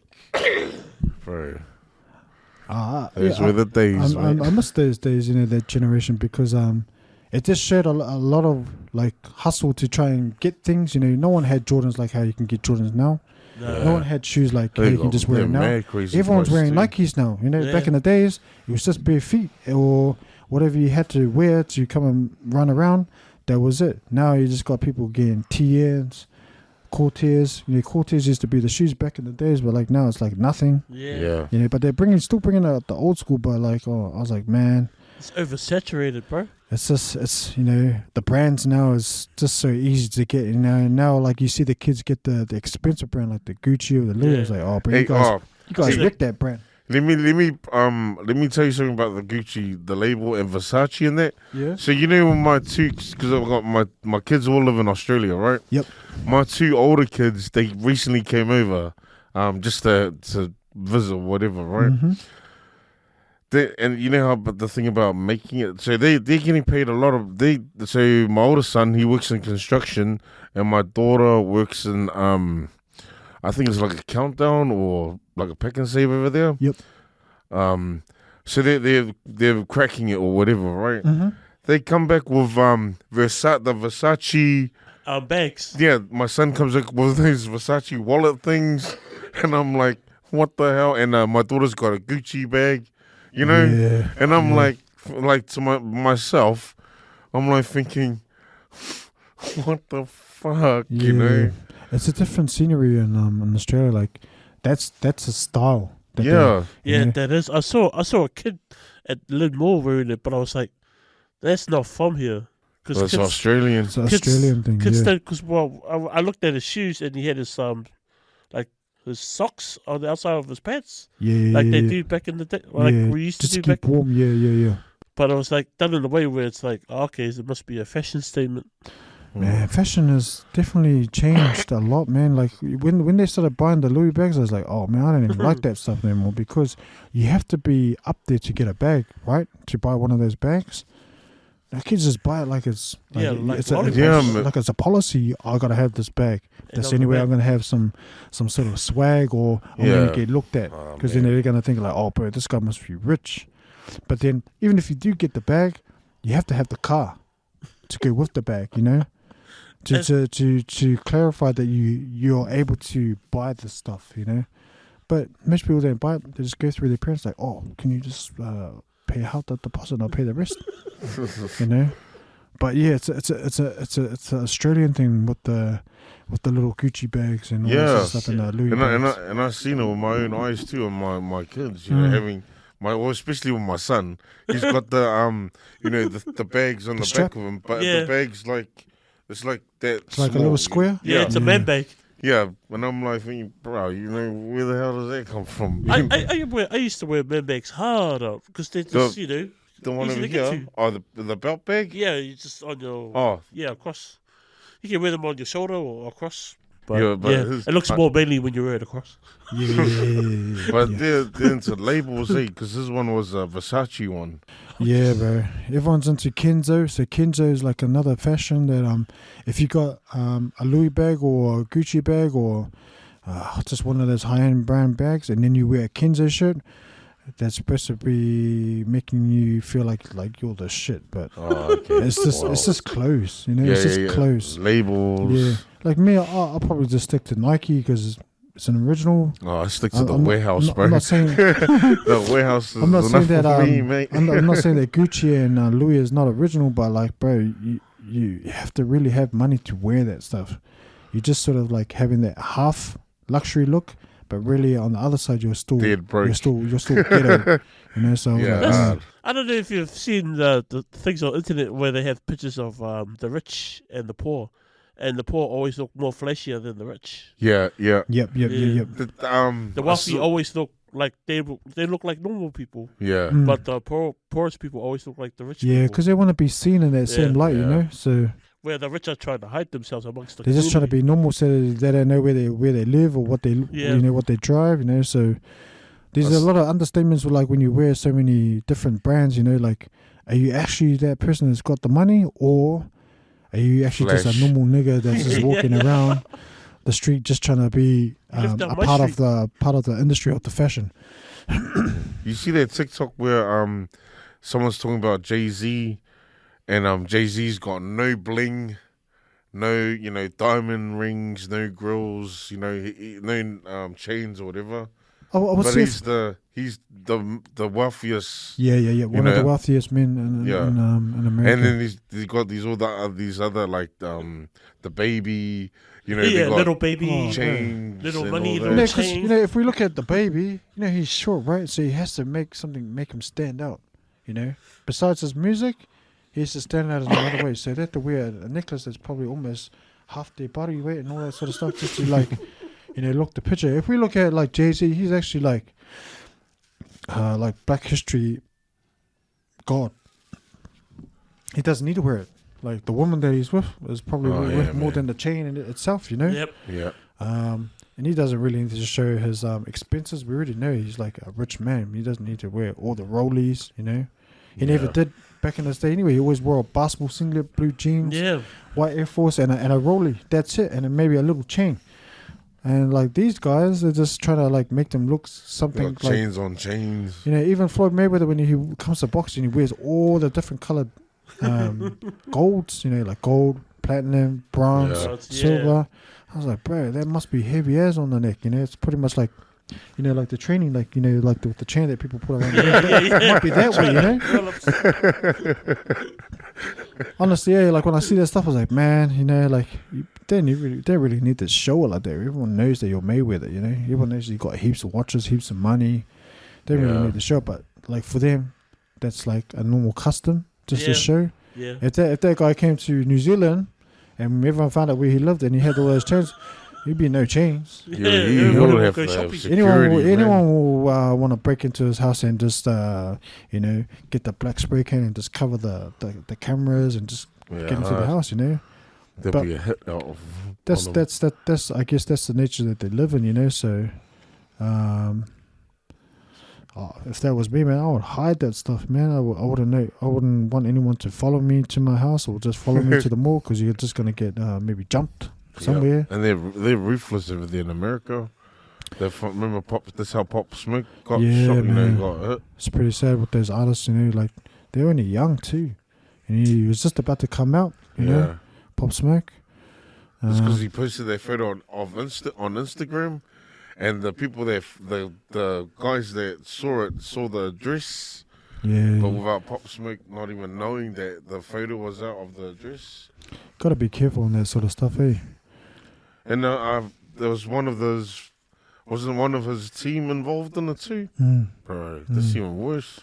That's like the same thing with if we talk about Nipsey Hussle, it was one of his own mates, Oh yeah. That's sad, But yeah, if we talk about America, it's a different game over there, eh? Oh, shit, yo. Definitely a different game over there.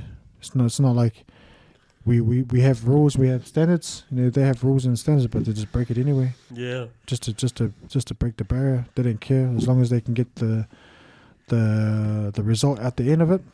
And there's money, or American money is like pretty dirty and dark there, Yeah, they give the new meaning to fake. Yeah. Big new meaning to fake.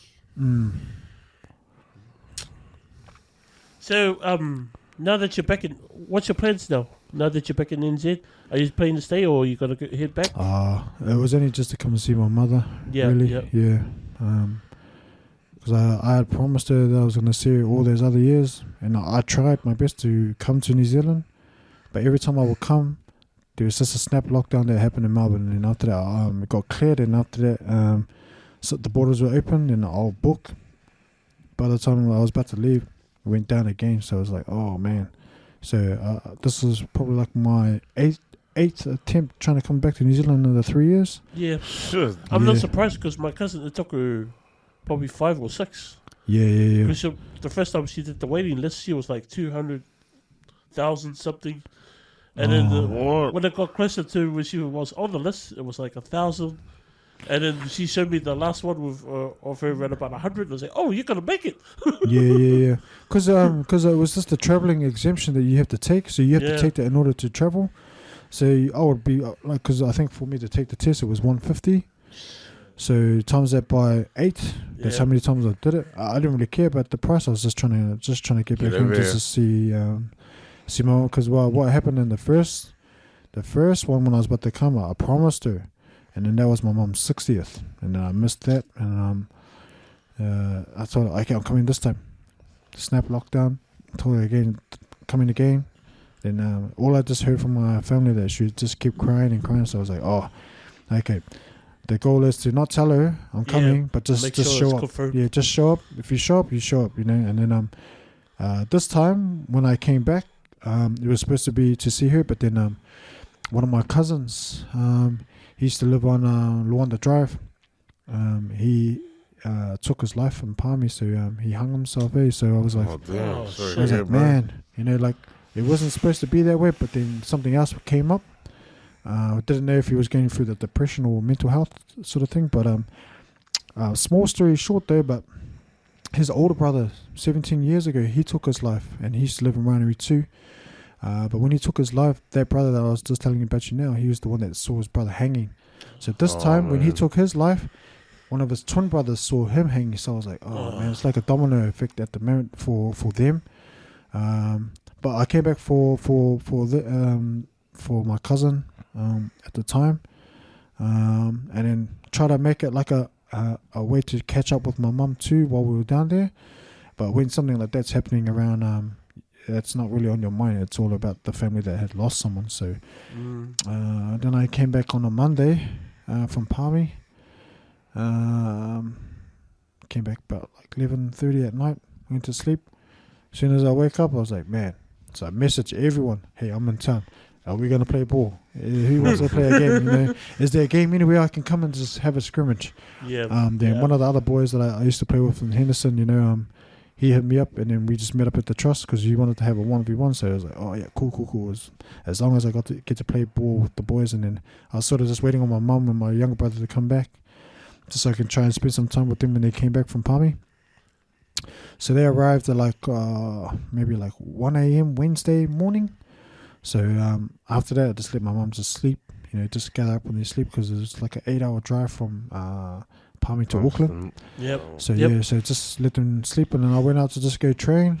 Same thing, just message everyone, and then they hit me up, and I was like, okay, I'm coming out there, get a scrimmage in, because that was like the normal ritual for me. Just to have a run with the boys. As you run, after the game, then sort of just catch up and see how things have been going for them here. What are they doing in life, and they got a partner, you got any more kids, and all that sort of stuff. So just the normal common questions. Then after that, it was just like there. Then I go see family, like my in-laws, because they live on both sides. So some of them stay out west, some of them stay out south. So I was just driving back and forth. Then I just try and spend some time with my mother. Wake up the next day, same thing. If no one didn't want to play, then I'll just go to the park. Everyone that I used to hang around with, like their families, I go visit all their families just to... They're still around the hood? Just to see how they've been going. And then it's always been like that. Then after that, I'll let Albs know that I'm in town. Just to see what he's up to, because I know he does a lot of training, So I was keen as to do some training and all that sort of stuff, just to get a workout, not just come here and just eat, come here, eat, because everything in New Zealand tastes way better. Yep, you're right about that. Every day, like when I went to go get butter chicken, I was like, just taste the sauce. Like, oh, this is the sauce. The real sauce. Come over to Australia, you taste it like, it's not as good as what I used to taste back in New Zealand, Yeah. The thing I noticed with Melbourne City is the kebabs. There's like a kebab place everywhere. Yeah. There's a kebab. That's the main thing. Like if you're hungover and you're hungry, any kebab store, just go get a souvlaki, like mixed meat kebab. Even when I was there, I was on that buzz, but then after that, just too much meat, just too much meat. But yeah, man, like my normal ritual is just to really catch up with everyone, and still spend time with my family, and just go to the places that I used to go, see what it's like, but still go to the same places. You can see it's changed up a little bit, but I still don't judge. This is where I was raised. This is how it is. And if it's getting harder these days, then that's what it is, you know. You gotta sort of like do what you need to do in order to survive here. And I remember back in the days, it was still like that till that day, you know. But yeah, man, just a lot of family. The trip was just to really just come and be back with my family, because it's only me and my dad that are in Australia. My mum and my sister and my brothers are all here, so I just come back for them. And then when I'm here, I come back to see my wife's side too, just to say hello, you know, just my in-laws. Just caught up with a lot of friends as I've been here, so like, you know, sometimes Ave will be like, oh bro, I need a haircut, and I was like, oh bro, I'm at my other mate's house. But then the only thing about me is that because I didn't buy any data, I only can receive messages if I'm at someone's house that has Wi-Fi. Yeah, so that's all I've been doing. And then sometimes I'll have to do those ones where I have to just go to the mobile, like message, hey, what's the address? And like, oh yeah, okay, cool, I'm in Kelston.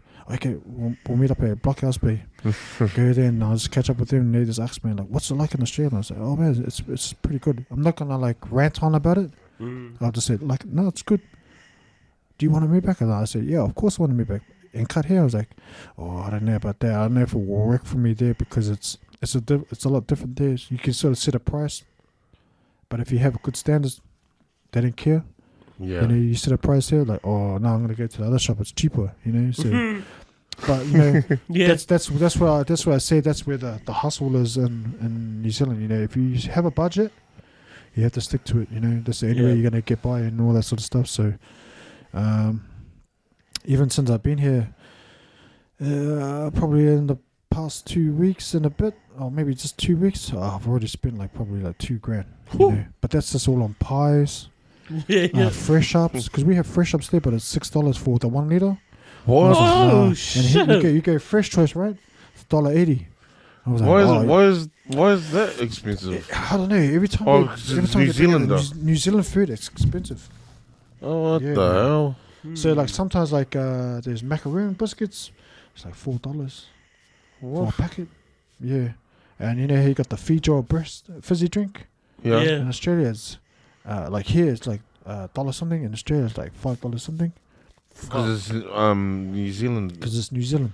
Yeah, it might be like the travelling distance. I don't know. Yeah, see, they just try to add the weight and the travelling distance and the labouring and the currency and the, like, you know, all that sort of stuff. But yeah, man, I just come back. But then even though I say I'm here to try and eat their food, I sort of can't really muck around with what I usually eat back at home, because I pretty much eat clean stuff anyway. So I have a few little treats here and there, like go to Wendy's, because there's nothing like Wendy's, you know. Like for me, when I come back home, I have to go straight through Seattle to South, stop off there, look at the meal. I was like, okay, baconator, mushroom, yep.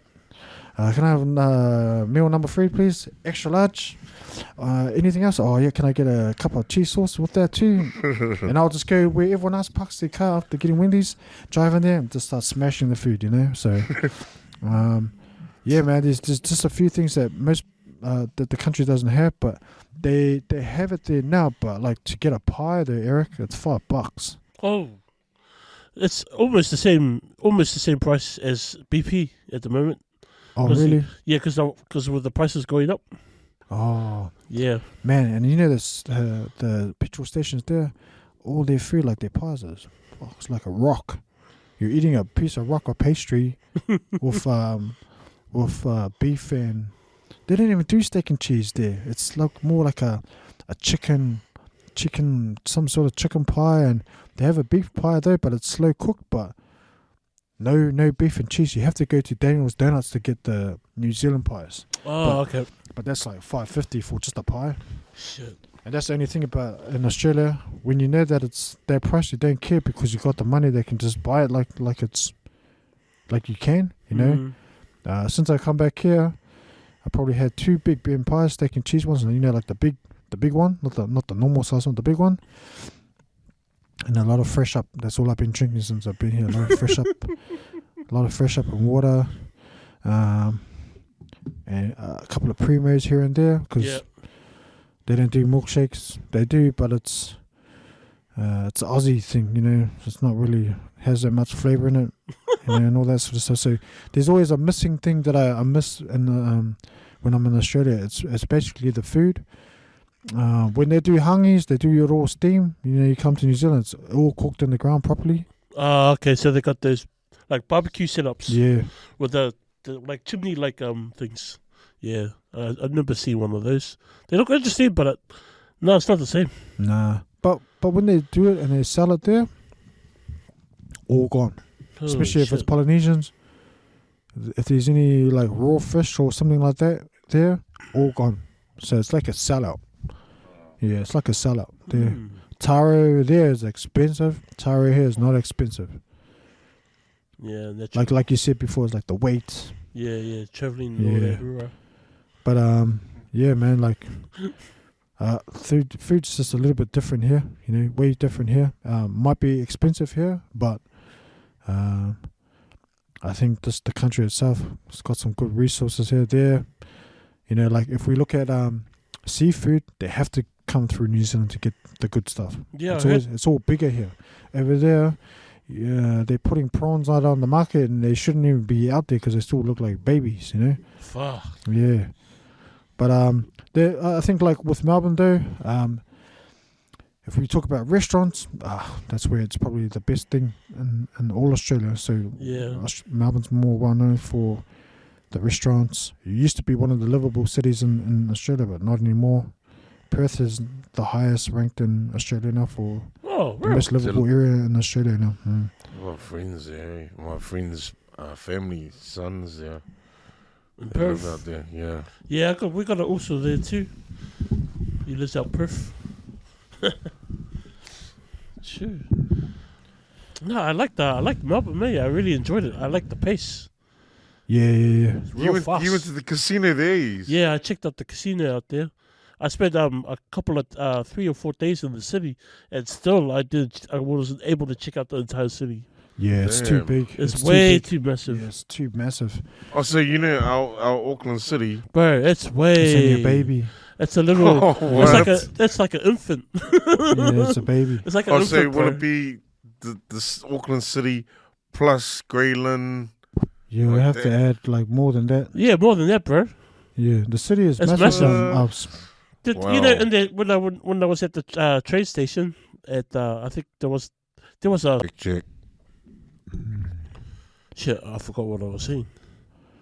No, we were talking about like how big the city is. Oh yeah. No, it's. Bro, so Greyland, Western Springs, Point Chev. It's big. It's big. No, even if we had all these townships added all together with Auckland, it still wouldn't be enough. Because when I went to the train station, I actually thought there was more people at that train station at Auckland City. I never seen so many people in one spot. That was when they're having that sports rugby game. They have there. And there was like a team of a different colour and a team of a different group of people. I need to get I need to go to Australia, bro. It was like they were literally yelling at each other. Like, I thought there was going to be a brawl. Yeah, it's sort of like soccer, you know, like with the clubs for AFL. It's sort of like soccer. But it's an Australian sport there. Yeah. It's like soccer, but it's in the air instead of on the ground. But it's massive though. Like when they come there to watch footy, it's massive. Like the whole stadium's always full. What's the stadium called? There's the Marvel Stadium. Yeah, and there's another one, eh? And then there's the Amy Stadium, and then there's the it starts with E. I forgot what its name is. Because we went to watch the Roosters game when we were there. Oh, yeah. Roosters? And the Melbourne Storm. Yeah. And the Roosters. So Melbourne Storm's ground is Amy Stadium. Yeah. And it's not that far from that train station that he was talking about too. Yeah, because that's why we had to catch the. And I was like, oh my gosh, we're gonna get fucked up. Can't find no parking because it's like thousands and thousands of people. Yeah, bro. Even like the lanes where they have to go walk, it's massive. Yeah. I was like, holy big city, bro. So, like big city, big country. Yeah. To get to Like from my house, from where I live to the airport, it's like hour and 20 minutes. Almost like the same time from here to Hamilton. Oh, Yeah. damn. That's how big it is. So when you talk about the sides, like north, west, east, and south, Yeah, you have to. it's big. You have to in the city, bro. You have to. It's massive. So But lucky they got that tram that goes around for free. they got the trams, they got the trains. Now everyone's got the e-scooters and the e-bikes, you know. Yeah, so see, there's always a way to get around, you know. But when I came here, I was like, I didn't think you guys would have it like how we have it with all the e-scooters. But we Because do, you guys do, yeah. Our transport system is just not as up to date. I find the Melbourne like the 2 weeks we were there, it was easy without a car. Yeah, I could get yeah. to where I wanted to, no matter where in Melbourne I wanted to get to, even Yeah. if it was in some of the suburb areas. Yeah, Because my cousins and that were staying probably 45 minutes away from the city. yeah, And so yeah. we just took the train. Train It takes us right there. get you straight down there, because they got all their train lines are all different. So if you're trying to go from somewhere central, like the city, to somewhere north, you have to jump on that train line. If you want Yeah. to try to come from the city down to the southeast, you have to take that train line. If you want to try to Oh, go it's to the not west, like over here. Auckland's just got one train yes, line. it's Yeah, got one. yeah. You know, you have to go through all the stops. Yeah. This one is different. You can go through this train line to get down to where you want to try and get to. Yeah, that train station is like a train station, like, you know, if you want to go from Auckland to Wellington kind of thing, or Auckland to Hamilton. Hamilton. It was It's like like that, that, yeah. but it was just for that area. Yeah. Oh, wow. I it's- was like, oh, It's pretty easy if you know what area you want to try and go to. Then you just Yeah. catch the tram, catch the train that goes that way, and then there you are. You'll be there like 10 minutes. You know, so usually public transport is pretty quick to just get around. fuck yeah. Yeah, Even when I was going to the gym, because the gym was only probably, if I walked there, I was an hour away. But, you know, catch the bus, easy. Sweet ass. there's just gym galore over there. Eh? Bro, everywhere. Everywhere you stay is a gym, and not just one gym. There's like maybe 20 gyms in 25 gyms in one suburb. What? Yeah, bro. But, you know, the funny thing, when I went there are a lot of poses in those gyms, eh? Poses Yeah. are. Yeah, yeah. bro. But see, the Yeah. thing is, like, we come from this country, right? And most people look at us as big guys, right? Mm. And if you look at people that you think that are not big, which will be Indians, right? In the shop, They're big. bro, you come to Australia, they want to be big like islanders. Yeah. Yeah. But the thing about them, what I would say about them is that they have to do a lot of hard work, as in for us, It's easy. it's just easy. You know, because we eat a lot of KFC, we eat Yeah. the taro, we eat the Yeah. chop suey. Our intakes are high. Yeah, our intakes are high, but that are not good for the body though. But like for us, if you eat that stuff and train, and then Right. it turns into something, these guys have to be in the mirror for many hours just to try and get that one line in the arm, you know. And you're like, oh, okay, cool, I got that one sorted. But then the thing about Indians, they skip the legs, so the body looks good, but down here, it's very Small. baggy, very Oh, baggy, you loose. know, loose. Because they only think about back, chest, and then when they walk like this, like they're a Chest, penguin, having a and chest like and something- Yeah. arms. something's up the mully, you know, so they're walking like this. I was like, bro, you know, can you walk properly? He goes, this is my normal walk, and then the voice gets deeper. I was like, oh, true. A lot of things you have to change just to try and feel like this or look like this, you know. But and then because some of them that I know that are Indian that play basketball, you know, you give them one shoulder to the chest, oh, you know, because they're not like us how we play league and smash our Contact body, sports. contact. And Yeah. them was like, oh. Man, something's wrong with my pec. So they actually say the muscle. I'll just say like, man, I'm sore there. I wouldn't say I got a sore pec. You know, I wish I My could glutes, see. my glutes Yeah. are sore. us will just say, fuck, my ass got sore. These Yeah, guys yeah. like use the proper format of words for the area that they're Gluteus triggering. maximus, what's the Man. word? My glutes are like too tight because I got tackled. Bro. You know, it's just really funny there. And that's the thing that I laugh about them when over there for how they talk in the country. I was like, you guys are stupid. But they go, no, you guys are stupid. You know, and I asked them why, and they go, I don't know why. I was like, that's not a good answer to give us back. If we're stupid, I can tell you why you're stupid, you know. And it's very easy. And they're like, oh, why? And I was like, bro, because you guys just don't understand things. You just see it come and go. Yeah. And then that's how it is for you.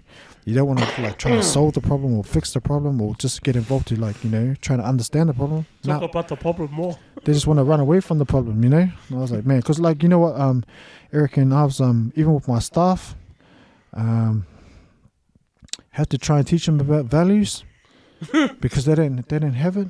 They just have what they have and they just go with what they go with, but not know the value about if you try and learn this trade and try and progress it to another level for you, then you might possibly be able to do what I'm doing at the shop, run your own business. Because that's what I do with the boys, I'm trying to encourage them just to try and find out what they want to try and do. All they say, Abs and Eric, is, like, can we just work with you? I was like, bro, come on, you guys got to take your own stepping stone for yourselves just to try and become more of a man. Yeah. And just do it for you because if you can understand the full pocket behind it, that could be you. Instead of you just coming with me and then work.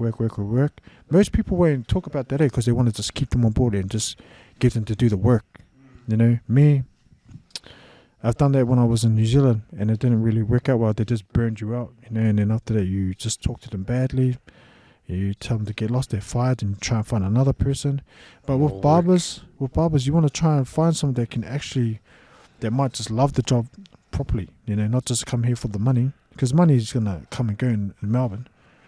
If you can put the passion behind it, like how we talk about basketball for me, something good's going to come out of it. Yeah. So that's what I try to teach them, the value of like what they're doing for work.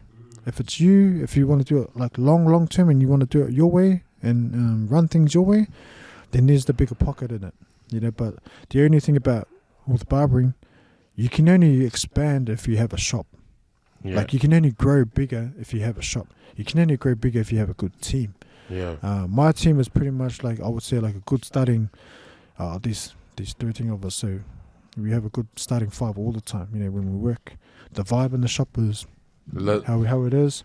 We got the music.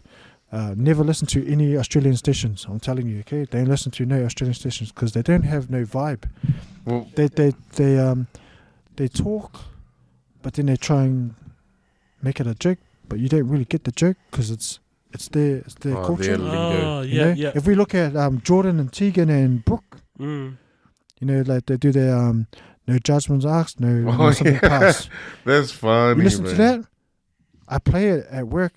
Everyone's at the shop laughing. Yeah. Because why? Because they know me because I'm Kiwi. They can hear the lingo. They understand the story. People in Australia try to make a joke, and only them laughing. There's no one in the radio that's trying to vibe off what they're talking about. The only one that can only vibe off them is only if they're the same culture.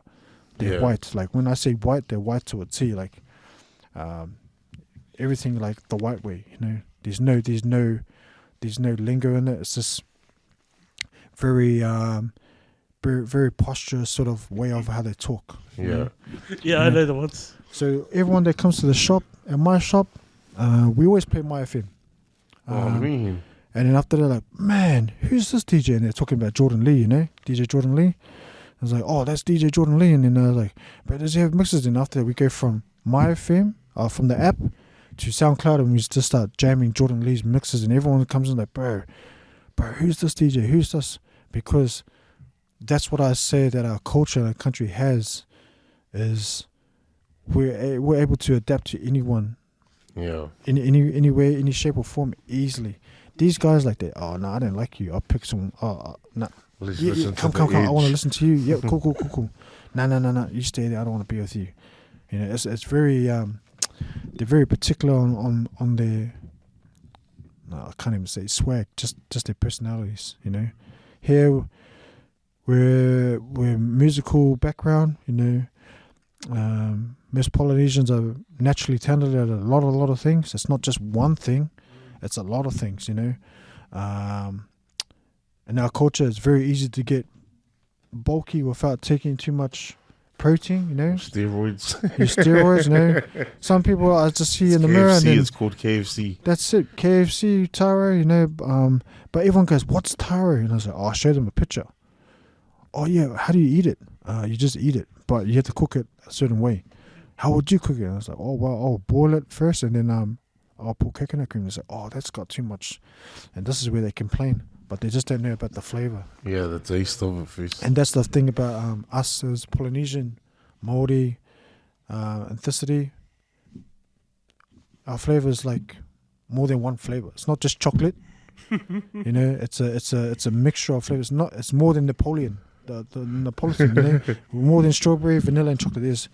We're very good at a lot of things. So, you know, at my shop, they're just like, man, how do you know how to do this? How do you know how to do this? How do you know how to get that? How do you know how to answer for that? It just comes from experience, you know, from back at home, you know.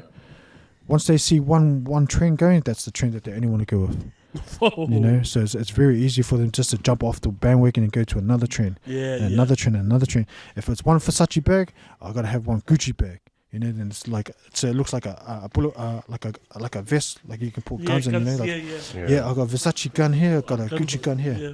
You know, I got one colourful tee in here, and I got one plain black one there. It's like a rainbow effect over there. Yeah, like how they do things. Yeah, my son's got. I just remember now. He's got Gucci flip flops. He's got what? Gucci flip flops. What happened Gucci to flip flops? Yeah, what happened to Havana flip flops? What happened to the line one? Those line ones, just the What? normal Like the blue and scuffs. The Like the scuffs. Adidas scuffs. Yeah, just the normal blue and white. Those are the ones I remember. It's all different changes now. It is changes. Everyone's just gotta try to level up against someone else. If they see some artists get that, I gotta have that because that looks sicky. You know, that's them. That looks sicky. Oh, yep. If 1-4 is wearing this outfit, if I wear it, I'm gonna be like the man. You know, but you can only become the man if you're naturally the man in the first place. You know, you don't need to wear clothes just to be the man. You know, but yeah, it's very different. But like for me, I like to come home just to in remembrance of what it was like when I used to live here. But when I do leave here, I go back to Australia just to be more hungry and work. You know, still be humble, but just be more hungry now because I pushed the reset button to come back home, see how everything is. Okay, got to try to do more better, you know, than how I already have it now. You know, so. If I can do that and I can do it in front of my kids, it's just more if they want to sort of follow and lead those ways. But it's very hard for the generation this time because they only want the easy way now. They don't want to do all the hard stuff what their parents have gone through. And I would say what I've learned how to do is not really hard, but it's just a lot of work to try and get you to where you want to try and be in life and as a person and a role model. Because that's all I would say. So I was probably like a role model in the hood, you know. Everyone looked up to me, and I look back down at them like how most people sort of like I used to look up to as well. So that's what everyone's been saying. Like, man, you're the only person that comes back and you just give back. And I was like, oh, you know, that's a good thing, you know. No, yeah, that's good things. Like there's friends that come and go. But I know because we're different generations. You're way younger than us. But I just remember. I remember the time I think when I saw you play, and like this is after when we were at the Y, and then I think the next time I saw you play, you murdered cats. You were I didn't even want to play against you. Even though I was a bit bigger, but even if I had my was slimmer and had my school, like you just took it to a different level, bro. Yeah, but like Eric, even though he says that, I always just wanted to just try be with the crew, and just I'll go through everyone in a fun way, but just to try to get some sort of recognition, and like when he says the stuff about me, I'm proud for myself too, because it took me a lot of time and effort and work just to try and perfect things, so that if I ever did get to verse the boys, you had your main go-tos, or your add-ons that you would have to do, because I think that's what it was for me, bro. Like I would see everyone do their moves and I was like, oh, okay, yep, add that on, You know, just add that move on, add that move on. That's what it is. Yeah. Then after that, when you play them, like, hey, that's my move. But then after you change it into something else, and it becomes my move. You know, so a little bit of his, and then fused with a little bit of mine. What I've just been watching on TV and who I've gone up against, been playing here. You know, so what was it today? Like even when I went to Castle Boys today, because my nephew was playing ball. Soon as I walked through there, it was like, oh, are you back? You know, like, oh yeah. When, how long have you been? Oh, you want to come for a game on Saturday? I was like, oh, whereabouts? Oh, Mount Albert. Oh, no, bro, I'm leaving Friday. How long have you been here for? Why didn't you tell us? But even when people that I know through the sport, I just come to the ones that where I sort of watch more from to catch up with, because that to me is like the day ones before I even came into like playing the game, you know. So especially this guy, you know, I told him like usually when I come back, I let him know, bro, where's the scrimmage? You know, where's the scrimmage? Where do you know? And then he goes, bro, you had to message Scott. I was like, message Scott. Scott will probably just do the uppercut hits and Sifo, you know, yeah, and Sif, yeah, like those boys, like, you know, because you know, he's homebound sort of person, you know, in the area. So I just go through him. If not, then I just go through all the other boys that I used to play with in the valley, and just sort of find out from them where's the run. And then after that, like, oh, this time I was in South Auckland, like, oh, come to Alan Brewster. I was like, Alan Brewster. Okay, then I like calculate the petrol. I was like, oh, how long is that going to take? And he goes, oh, the run starts at 6:30. I was like, okay, that's not good because that's traffic time. Yeah, hard out, bro. I don't want to come there when I have to drive through the peak. By the time you get there, it's like everyone's already all sweaty. You come in there, you're cold as ice, you know, and hopefully you can get warm, you know. So,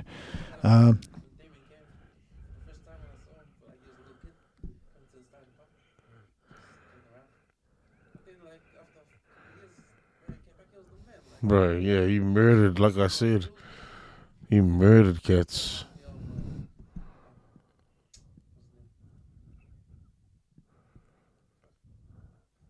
Twins? And one. Oh, George, yeah, see? George T. Oh, yeah. That was one guy I liked, man, because he could jump, he was fast. I remember, like, all the boys I used to play with at the park, Eric, I was like, man, like, Ben Leolofi. Yeah. Oh, he was just a bully. It was the story he said. So he told me a story where they played in a Mormon men's comp. Yeah. So we played in a church tournament for our Mormon tournament. This was recently, and like he came to Melbourne, and I was just schooling all the boys in his team, and I go, you're lucky we're not in Ranui Park. And he goes, bro, that's still my park. I was like, nah, not anymore. And then because he jumped on, and then because he was like OG at the court too. I remember, like, because you know there was the low side, right? Yeah. You know, and we had the spring hoops back then, which is good to hang on. But those guys just like murder the hoop, murder the hoop, like fully cock it back and throw it in, murder the hoop. And then I remember I played Ben like when I was little, and he backed me down, and I fell over, and he just like dunked it. I was like, and then I didn't know what that means when you get dunked on, you know. And then I said to him like, hey, jump out on the court, because you're playing a tournament in Melbourne. Jump on. And he goes, yeah, you're lucky I'm not on. I was like, jump on. And then after that, he jumped on. And then because I'm a lot quicker than him, and obviously there's the age difference between me and him, I was just cooking him, and then I was like, and then one time he went on the bench, and then I took the shot, and I looked at it, I was like, that's my park, you know. And then he goes, he's like, stuff, because he would swear, but he's like, stuff you, Damien, because it's a church tournament, you know. Then after we come out of the doors, all the F's came out, like, fuck you, blah, blah, blah. I hate you. And I was like, bro, I used to be like that when you used to just like dunk on me like nothing, you know. I used to be like, I hate you. But like now, we catch up, we match up, we're still friends and all that sort of stuff. And that's the beauty that I like, you know, because like I said, he was in the same era with Ave and Cams and all the other boys, you know. So like, do you remember Ben Ease? Yeah, I think the tall Leo Lofi? And he hung out with James Nairi. What's his sister's name? He used to work at Pack and Save. Oh, What's her name? Stephanie, Is it Steph? Stephanie Lelofi? Who? Oh, what? Who's girlfriend? Isn't it Josephine? Oh, Josephine, that's the one. Yeah, that's the one. Because that's my sister's. Sorry, boys. I gotta shoot off. I gotta go to work. Oh, Oh, really? Yeah. Sweet. But it's good. It's good to see you. Good to meet you, bro. we'll catch up, please. Yeah. No, we'll catch up on the next podcast, bro. Yeah. Sorry, mate. I just realised I should have been there half an hour ago. Oh. Just tell her the power search. Yeah. Had a power cut and Ranui, man. Alright, well, might as well, wrap it up. Shot Dames, bro. All good, bro. All good. Hey, congratulations, brother. I haven't seen you. I think the last time you came was what, 3 years ago? Probably like 2019, maybe. Okay. That was the last time I came. That's when you were having the runs. Yeah. At Henderson Intermediate. Yeah. No, you're doing well for yourself. You run your own business, my bro. Just good on you. So good, bro. It was a pleasure to come and share a story about my life, how it became how it is. It's just good to see the boys too. Yeah.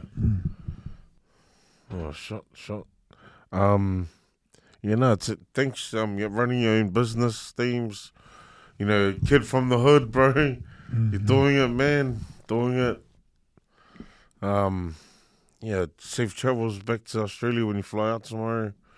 And keep sending us some videos, bro, of you hooping. Oh man, if I do that, my phone will be full. But where can they find your barber down in Melbourne?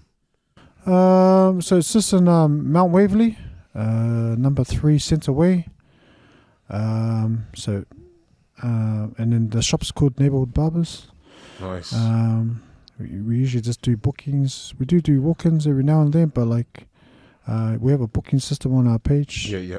So the page on Insta says Neighbourhood Barbers. There's a booking link, actually a booking button. So you just click on that. Yeah. And you basically just go through there, man, and it'll just show you how things work on with the process just to get a haircut and all that sort of stuff. So all the options are there. Oh, sweet. Oh, well, shot Themes, brother. Thanks for coming in tonight. Easy, my man. Easy's gone to work. Yeah. Cam's still having a sleep. Shot. Was that all right? Yeah, bro. Heaps of content.